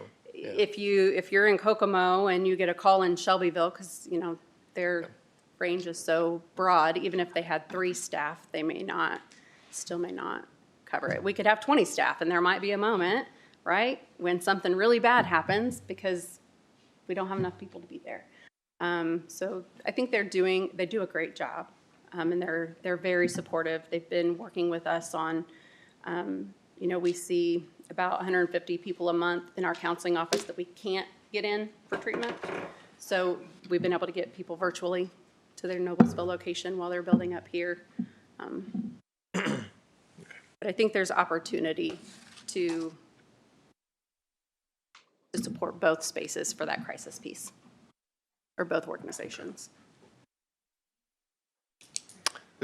Well, thank you for your time. Thank you. We're having an open house February 5th. The information is in there. You can come see the new. But if you'd like to come by, if you have questions, please give me a call. Thanks, Amanda. All right, action item number 2. Is there any discussion about changes needed for the minutes for December 10, 2025? Yes, I did have one thing. Okay. When, I had it, okay. In the section on board appointments, being as the nominations were in violation of code, I would like to make a motion to have the minutes reflect that Shelby, Fisk, and Buttram objected to taking that vote. Is that fine with legal counsel? That's what occurred. Okay, I just want to make sure. Can be added. Yeah. So that's my motion. Second. All right, we have a motion and a second on the table. All those in favor say aye. Aye. Any opposed? I'll abstain. And we have abstentions. All right, Clark, thanks. So that passes 6-0 with 1 abstention. All right, auditor business. There's a page of 5 items in our packet that auditor needs to discuss. Okay, so are you okay if I go ahead and call the sheriff up, because we've got the commissary report, and then I think he had something else that he needed to talk during. The auditor business, that is fine. Come on up, Sheriff, real quick. Yeah, it's, Oh, and but since he needed to talk about something else anyway. The commissary report's at the very back, I think, of our packet. you need a separate motion to approve the minutes. I mean, my motion said amend, but Oh, no, that approves them. it was inclusive of Approve. approving. it Approve other- with amendments. Approve with amendments. Approved with the, Changes. Changes, yeah. you can take my copies. Don't ask me any questions about it.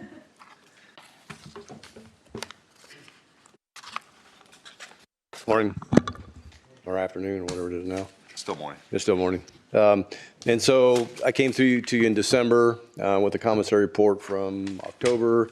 So this is now the period from October to December 31st report. I just want to bring it to you. We don't really have to go into great detail if you don't want, unless you have questions. I just need to get it entered into the minutes that I was here to present it. All right, let it reflect in the minutes that the sheriff's commissary report has been presented to the council. Any other discussion on it?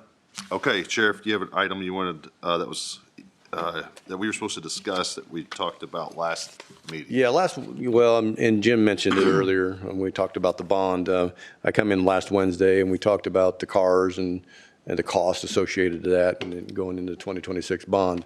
The only thing I needed to know, just for my purposes, is thumbs up or motion or whatever, so I can go ahead and get the orders going and get that process going if everything's cool with it. I just need to order them so, they're here within the next 6 months or whatever it takes to get them. You had asked for a resolution reimbursement for that. Yeah. And I did finish that, so that'll be ready for you. I just dictated it, so it's done. At your next meeting, just so you know. In conjunction with the ask.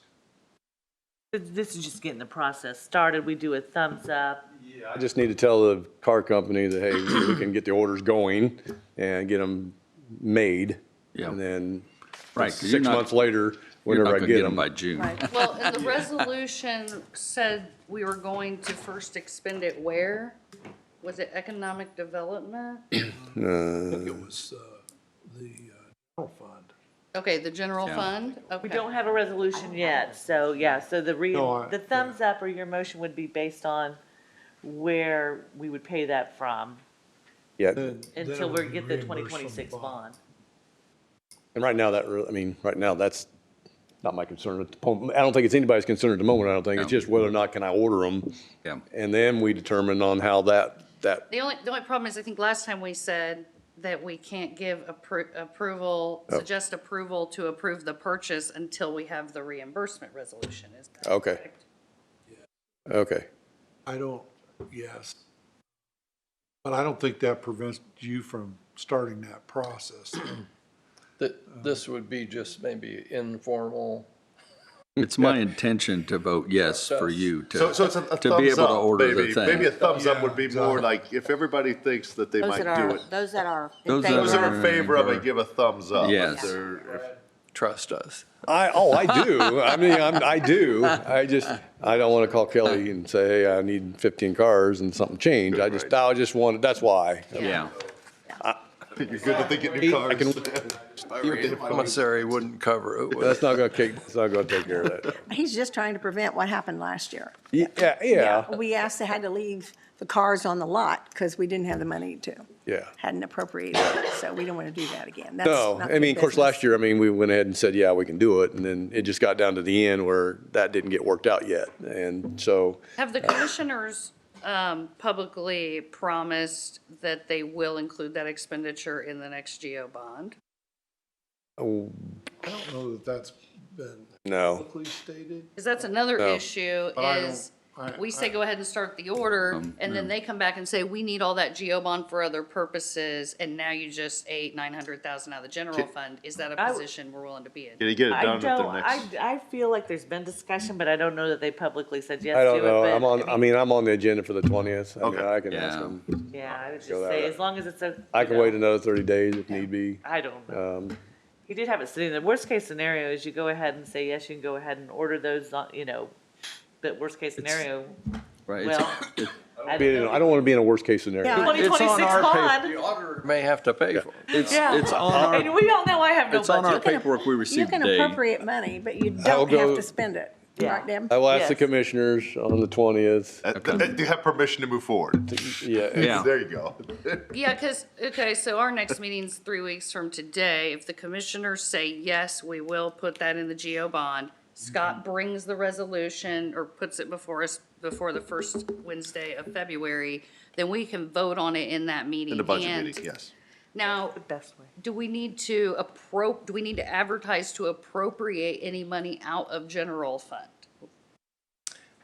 Is that where we're gonna pay it from? Is what we're gonna Wherever we reimburse? pay it Yeah, from. general Yeah. fund. Yeah, I would go ahead and do an advertise because we even. I was gonna say that. We can do that now, and if it doesn't, Right. we don't have to appropriate You it. don't have to Got appropriate. that I would get going. All right, And- thumbs up the Yeah, just, advertising. of yeah, this. just Okay. understand, I don't need money for, I understand, while, we understand, but we're gonna advertise and we'll appropriate it and then it'll be there. And can the auditor make a good copious note so that in the budget meeting? You don't want we'll us to know what we did?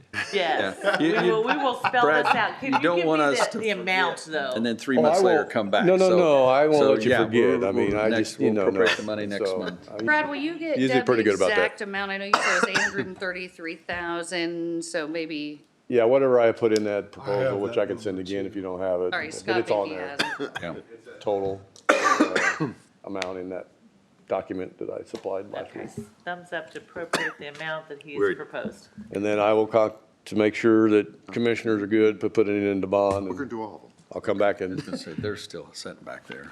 The All right. association Oh, okay. reimbursement thing. The, Thank you. anything else on auditor business? Yes.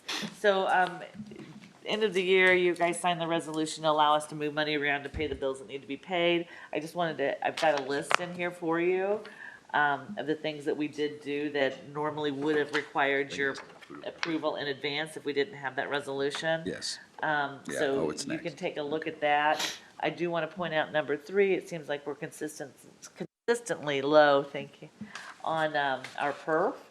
So that's just something to pay attention to.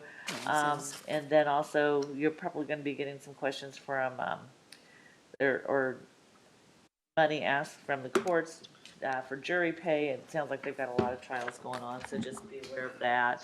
What's new? With That's a it being a constant. fixed percentage, why is it short? Where, how's that come up that way? Because that's one of the places that council tends to cut. Perf? We budget it, they kind of say, oh, we don't Perf? need that, yeah.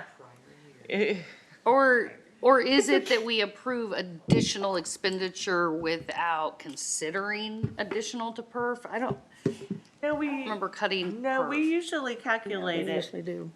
It's been shorted almost every year that I've been here. They normally do, they always have, because they have other places that they can appropriate that to. Yeah.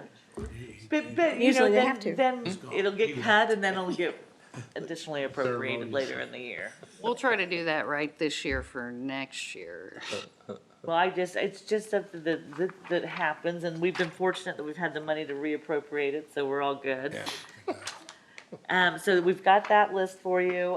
Do we need motions or anything on that list? No, this Okay. is just, because I don't want you guys to do that resolution, allow us to make those expenditures and not see, we're not abusing it or anything like that. Okay. Just kind of an FYI, but we do need to go ahead and have we've got the salary ordinance amendment that we need to do for IT that we discussed. So That's- moved. What's the ordinance number? 1A? 6-1A. A? Okay. I'll second Kent's motion. All right, we have a motion on the table and a second to approve the county council ordinance number 2026-1A salary ordinance. Any discussion? All those in favor say aye. Aye. Any opposed, same sign. Motion carries. And I'll get it when I go talk to Scott. I think this is the last thing, and you can tell me if I've got something else. But I've got,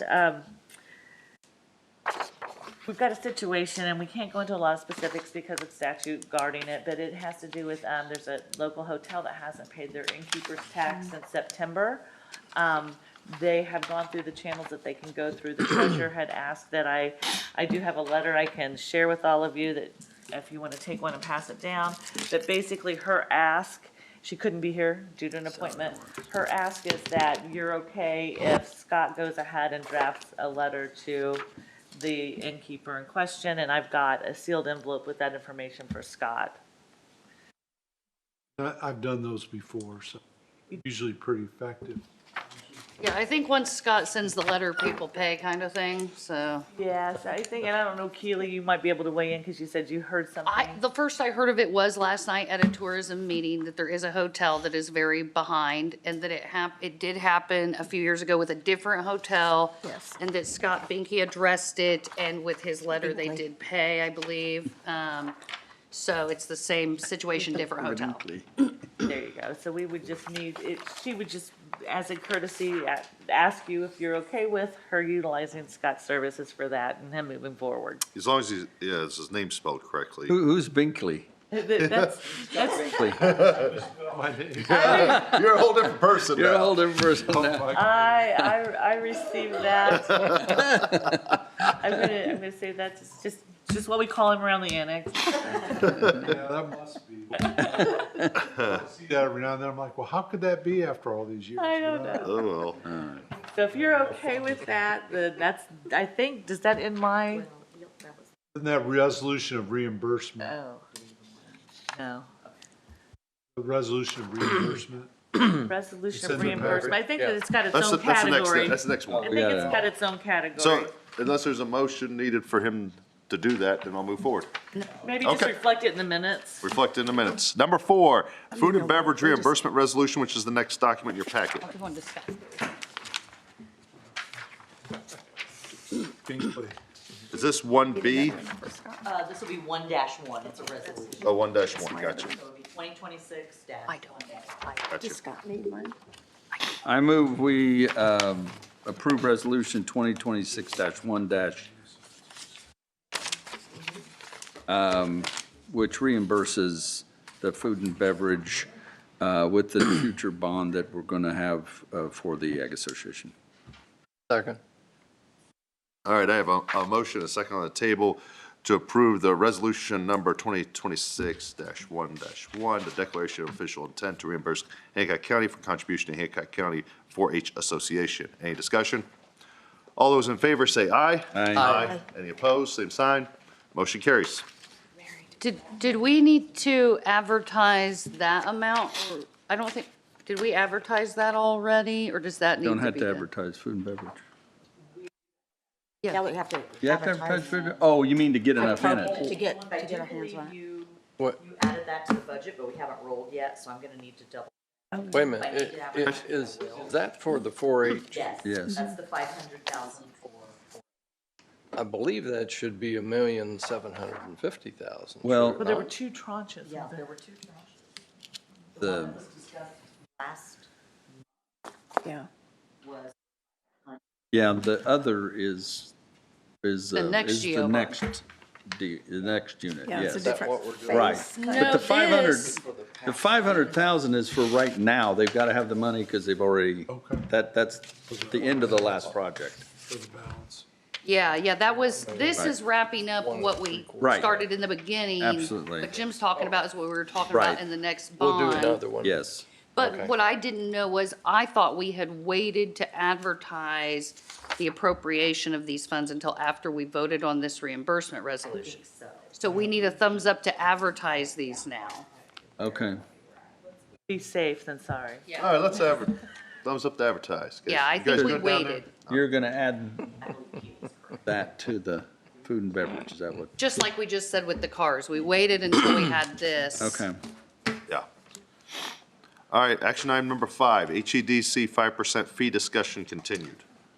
I can, the final 2026 budget will be passed this next Wednesday morning.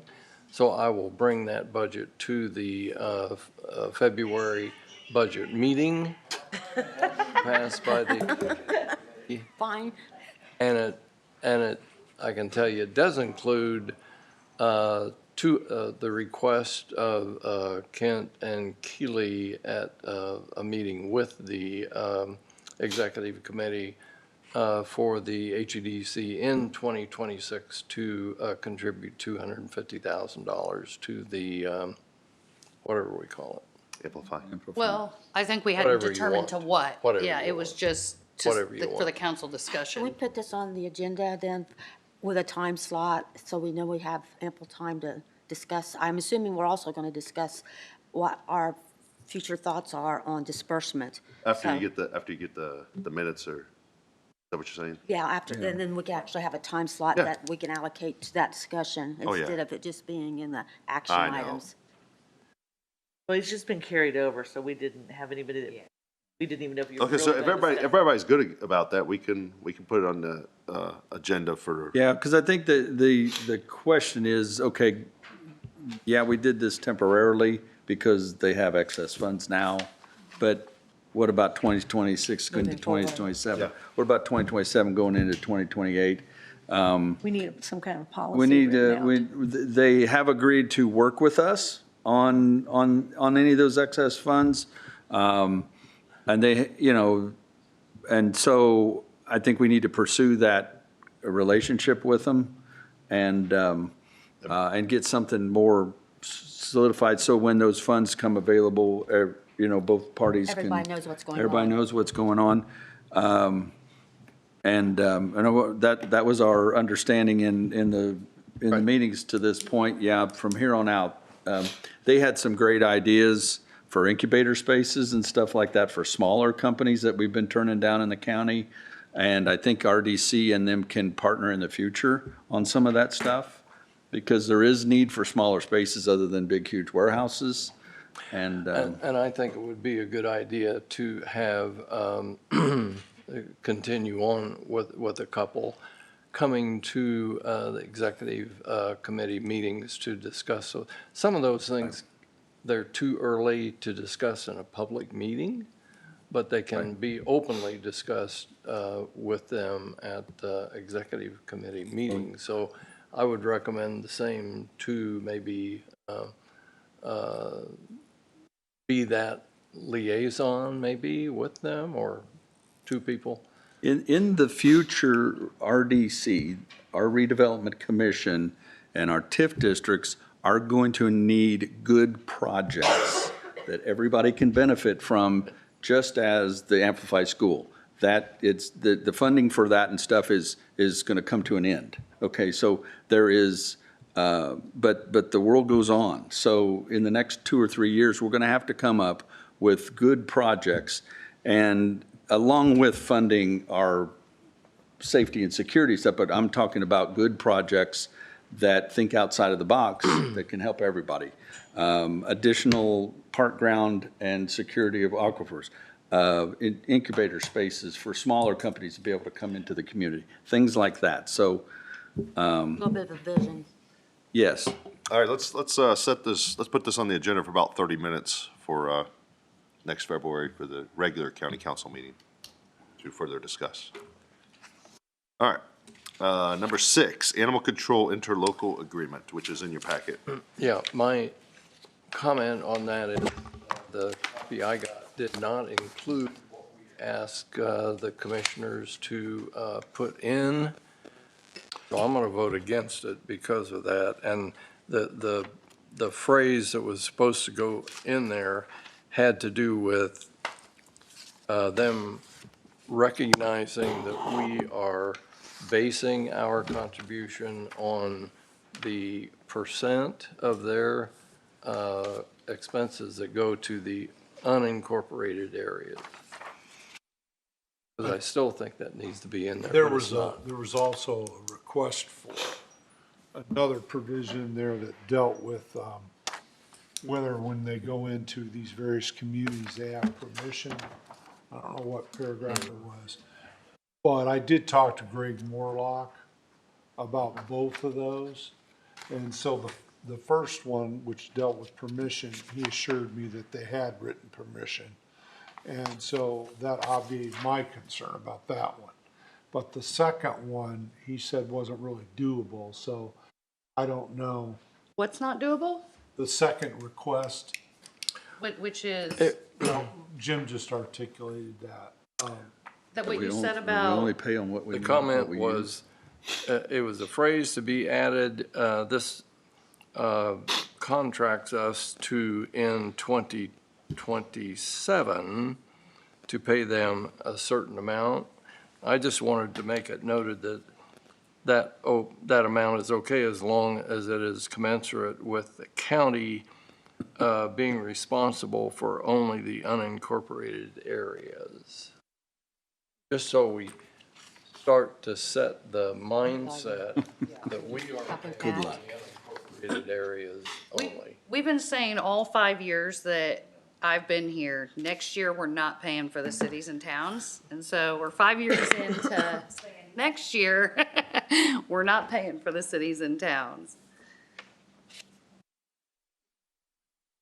And, I agree with Jim's assessment of it. I mean, I do too. and that's 2027, so what it basically means is that we're only wanting to pay for an agreed upon percentage of what we think the unincorporated areas that we get our income from is using, instead of paying it for everybody else. Well, and Greg just talked till he was blue in the face about how very soon they're cutting our rate to give more to the cities and towns. So we can't absorb, they get their own tax rate and we cannot absorb all of the cities and towns' Right, animal. and that interlocal agreement doesn't reflect that. That's correct. So can changes be made, Mr. Banky, with? They can, but, then we're gonna have to go back and do it again. I mean, I'm gonna have to revisit it with them. And I don't, I didn't. That's give gonna them- have to have a motion and a second from us though, right? What's that? To pass that interlocal agreement. Yeah. Yeah, you guys, because it's interlocal, the council has to sign it along with the commissioners. So if you don't want to sign it, you don't have to. It's just, whether I think we're down to that provision. So if it gets held up, then I would revisit it with him to see if I can, convince him to add it that way. If you want me to do that, I will. I'm not gonna make the motion. Well, I'm the president, so. I don't need, do we make a specific motion or do we just request the county attorney negotiate existing concerns before we vote? And then a motion would be to table this till a future meeting. Is that the best way? Yeah, I mean, you wouldn't even need a motion to do that. You just wouldn't sign it and you would direct me to revisit that particular provision that Jim has raised. And the verbiage should be inclusive of stating after a certain point Well, I would that say, the county share is calculated by a formula like he stated. so it would be, I think you said 2027, right? So it would say, in 2027, the percentage the county will pay has to be based on only the unincorporated area. What I understood. Basically, isn't it? But that's really for 27, so. Yes. Yeah. Yeah, no, we're already committed for 26. We're agreed at 26. All right. So All I right, can so, do that. so You here's, can move sir, that direction. here's what we'll do is I'll ask, is there a motion to approve as written the amended interlocal agreement? No. Well, I'm not hearing a motion, therefore then we will proceed with negotiations through our attorney with Greenfield to get the, what has been discussed added. Thank you. All right, next up, board appointments.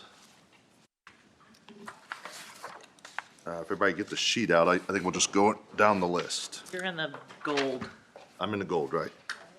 All right, I reached out to Bob Heidi, who is Yes. currently our appointee for the ABC, and he said he would do it another year. Yeah, I talked to him too, so. Do I have a motion to approve Bob Hyde for the Alcohol Beverage Commission for So another moved. year? Second. Do we need to close nominations or do we just? No, these Okay. are appointments. Okay, appointments, all right. Yep. All right, we have a motion and a second to approve Bob Hyde for the Alcohol Beverage Commission. All in favor, say aye. Aye. Aye. Any opposed, same sign. Motion carries. Next, the Area Planning Commission. County council appointment is Scott Wooldridge for 1 year. Willing to do it another year? Yeah, I'm fine. And I'll nominate Scott Woolridge for our appointee to the Planning Commission. Second.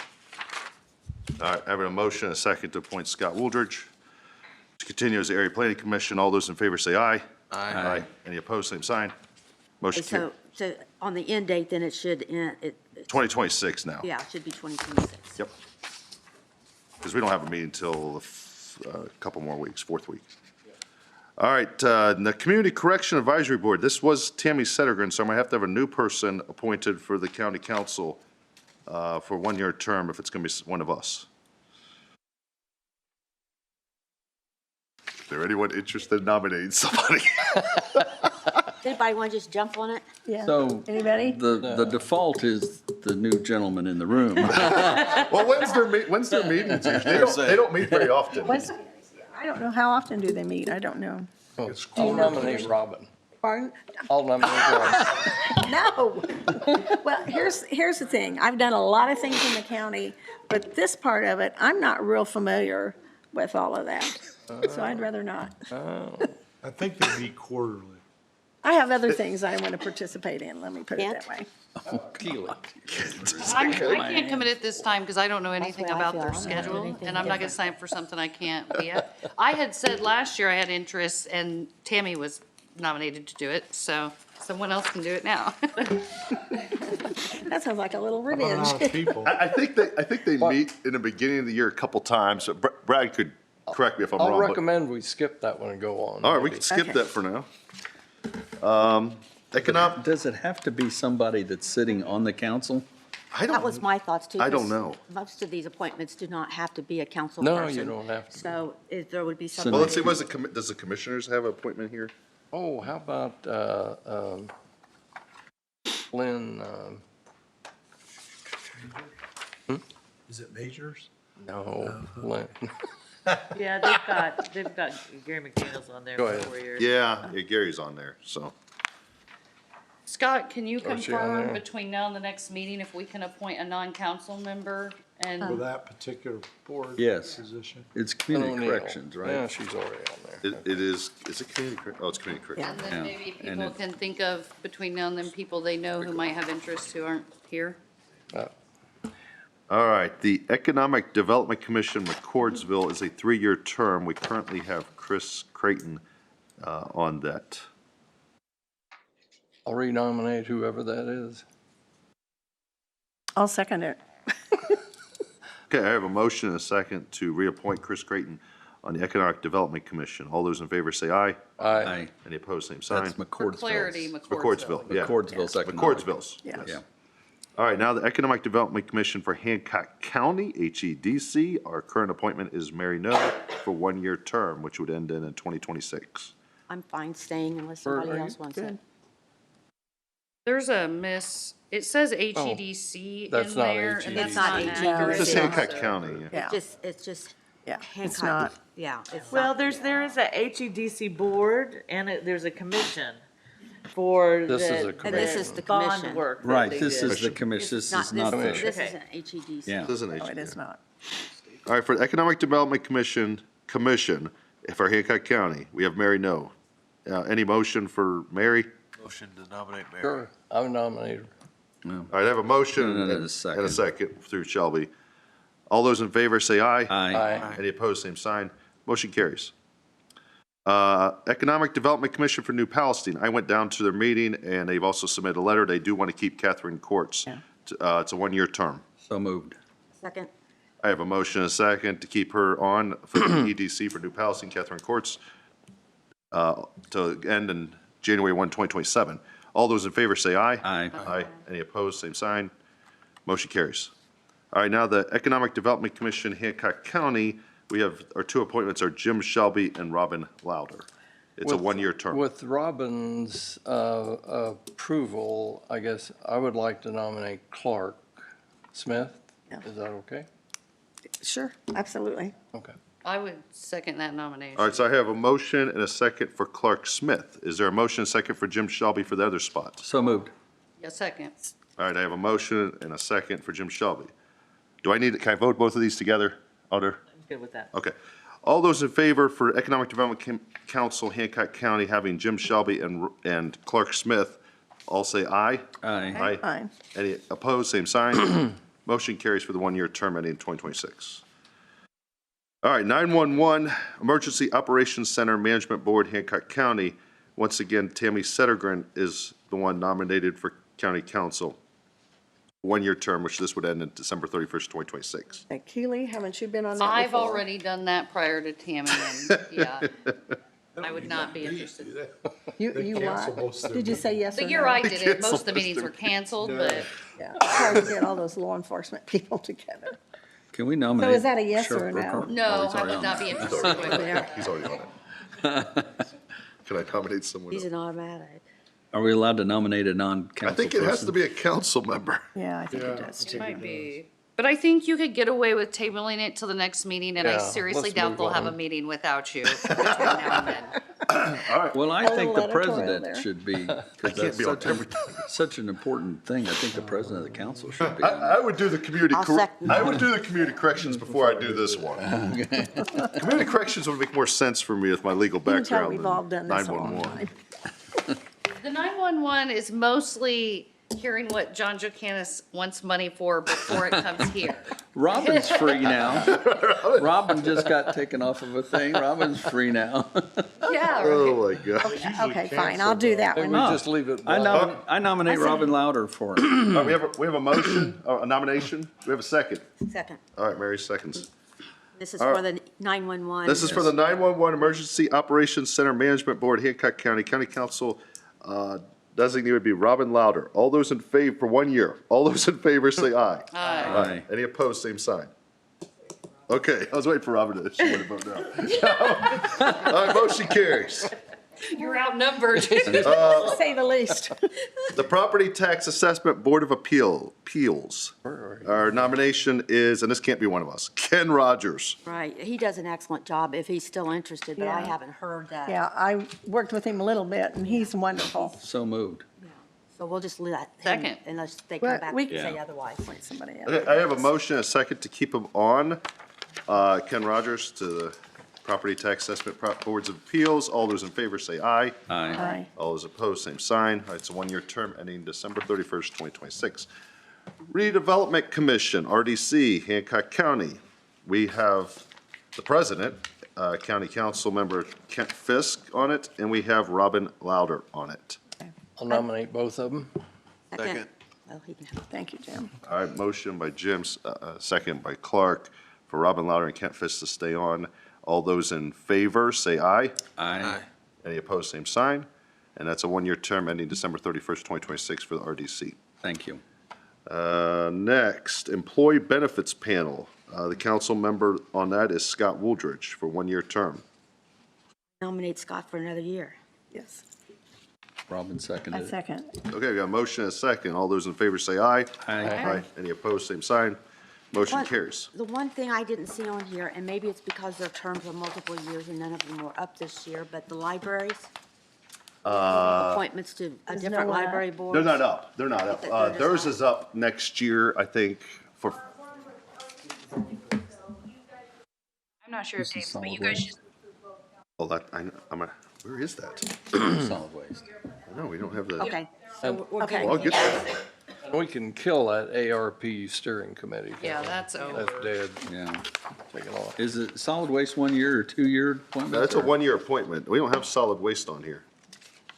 It's by virtue of your positions, I think. Oh, you guys are, I was thinking council, sorry.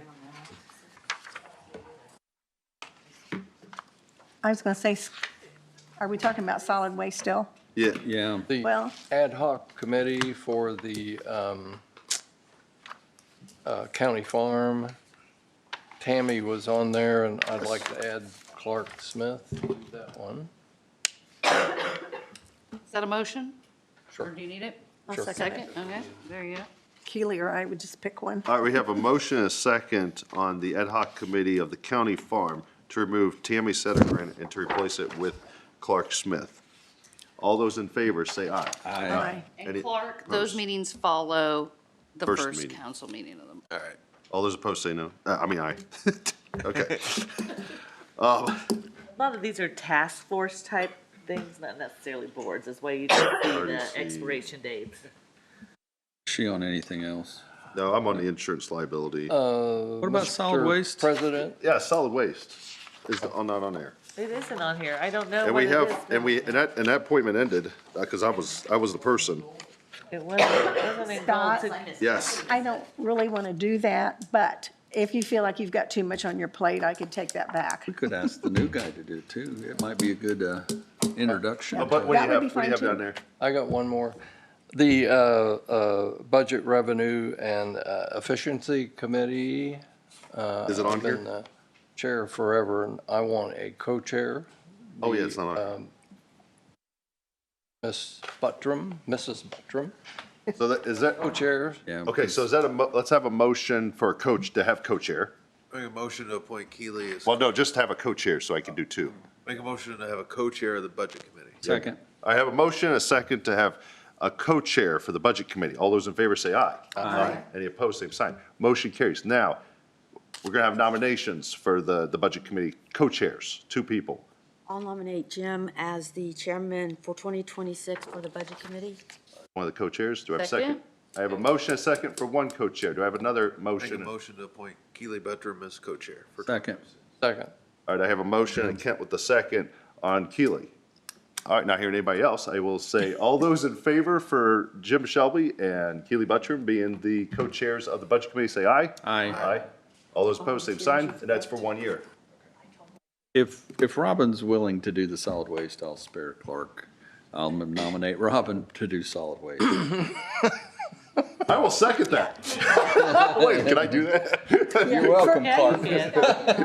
That off on- All right, all those in favor for Robin Lauder taking the solid waste back over from Scott, please say aye. Aye. Any opposed? Okay. Motion carries. Well, I do think it's important, and It is. from auditor, because the auditor has to go to those meetings. So basically, I've been on there for 14, 15 years, basically. Well, no, I have to minus 1 year when Scott took it. But you say my life has meaning? Is that what you're saying? That was, yeah, the trash budget has one wasn't meaning? on there. I missed that one too. I think it's very important. And the That should be solid on there. waste is all, I I think know. that's always on there. It's always on there too, so, okay. Is there anything else that we missed? Yes, as, speaking of solid waste, we need Oh, boy. you, there's their budget is in here Number somewhere. 8, number 9. Yeah, so we still have 8 and 9. So 8, We have- circuit court budget transfer of $1,300. Move we do it. I'll second it. I have a motion and a second. Are we off, Mary, Scott, are we off the boards? Yes. Okay. Should we mention some of the committees that we have? Like he did the farm, and we also have the RDC Vision Committee, and, let's see what else. Yeah, the RDC Vision Committee, I was chair of, but we never met because that group that was selected to be on that is a lot harder to wrangle. They're not already here. And it was discussed, and we just We decided could- not to move forward with it this past year because of getting everybody in one location. Yeah.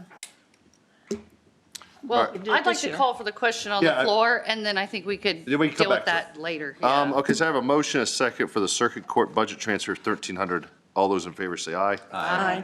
Any opposed, same sign. Motion carries. There's one more item, and then I'll come back to what, to Robin. Motion for funding of solid waste 2026 budget of $145,919. So moved. Okay, so I have a motion and a second by Shelby and Louder. Yeah. Just, All those in favor say aye. Aye. Any opposed, same sign. Motion carries. All right, Robin, the floor is yours. Well, I think we can keep the committee alive. We're just going to have to meet this year. Yeah. But we don't have unlike the farm out there, have a specific goal in mind with the Justice Center. We didn't have a specific immediate goal in mind. But now that we're going to be working on 2027's budget and beyond, then, we can meet and talk about what the future's going to be. We'll work on that a little harder. yeah. There is move one we thing adjourn. left. We have to recognize the commissary report. We already did. He Okay. came up and did that.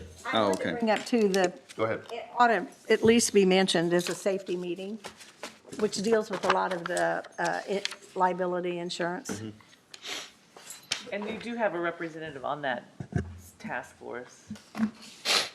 So you've already signed this. This has to go around. Don't leave yet till you sign this. Yeah, I'm waiting on a signature page.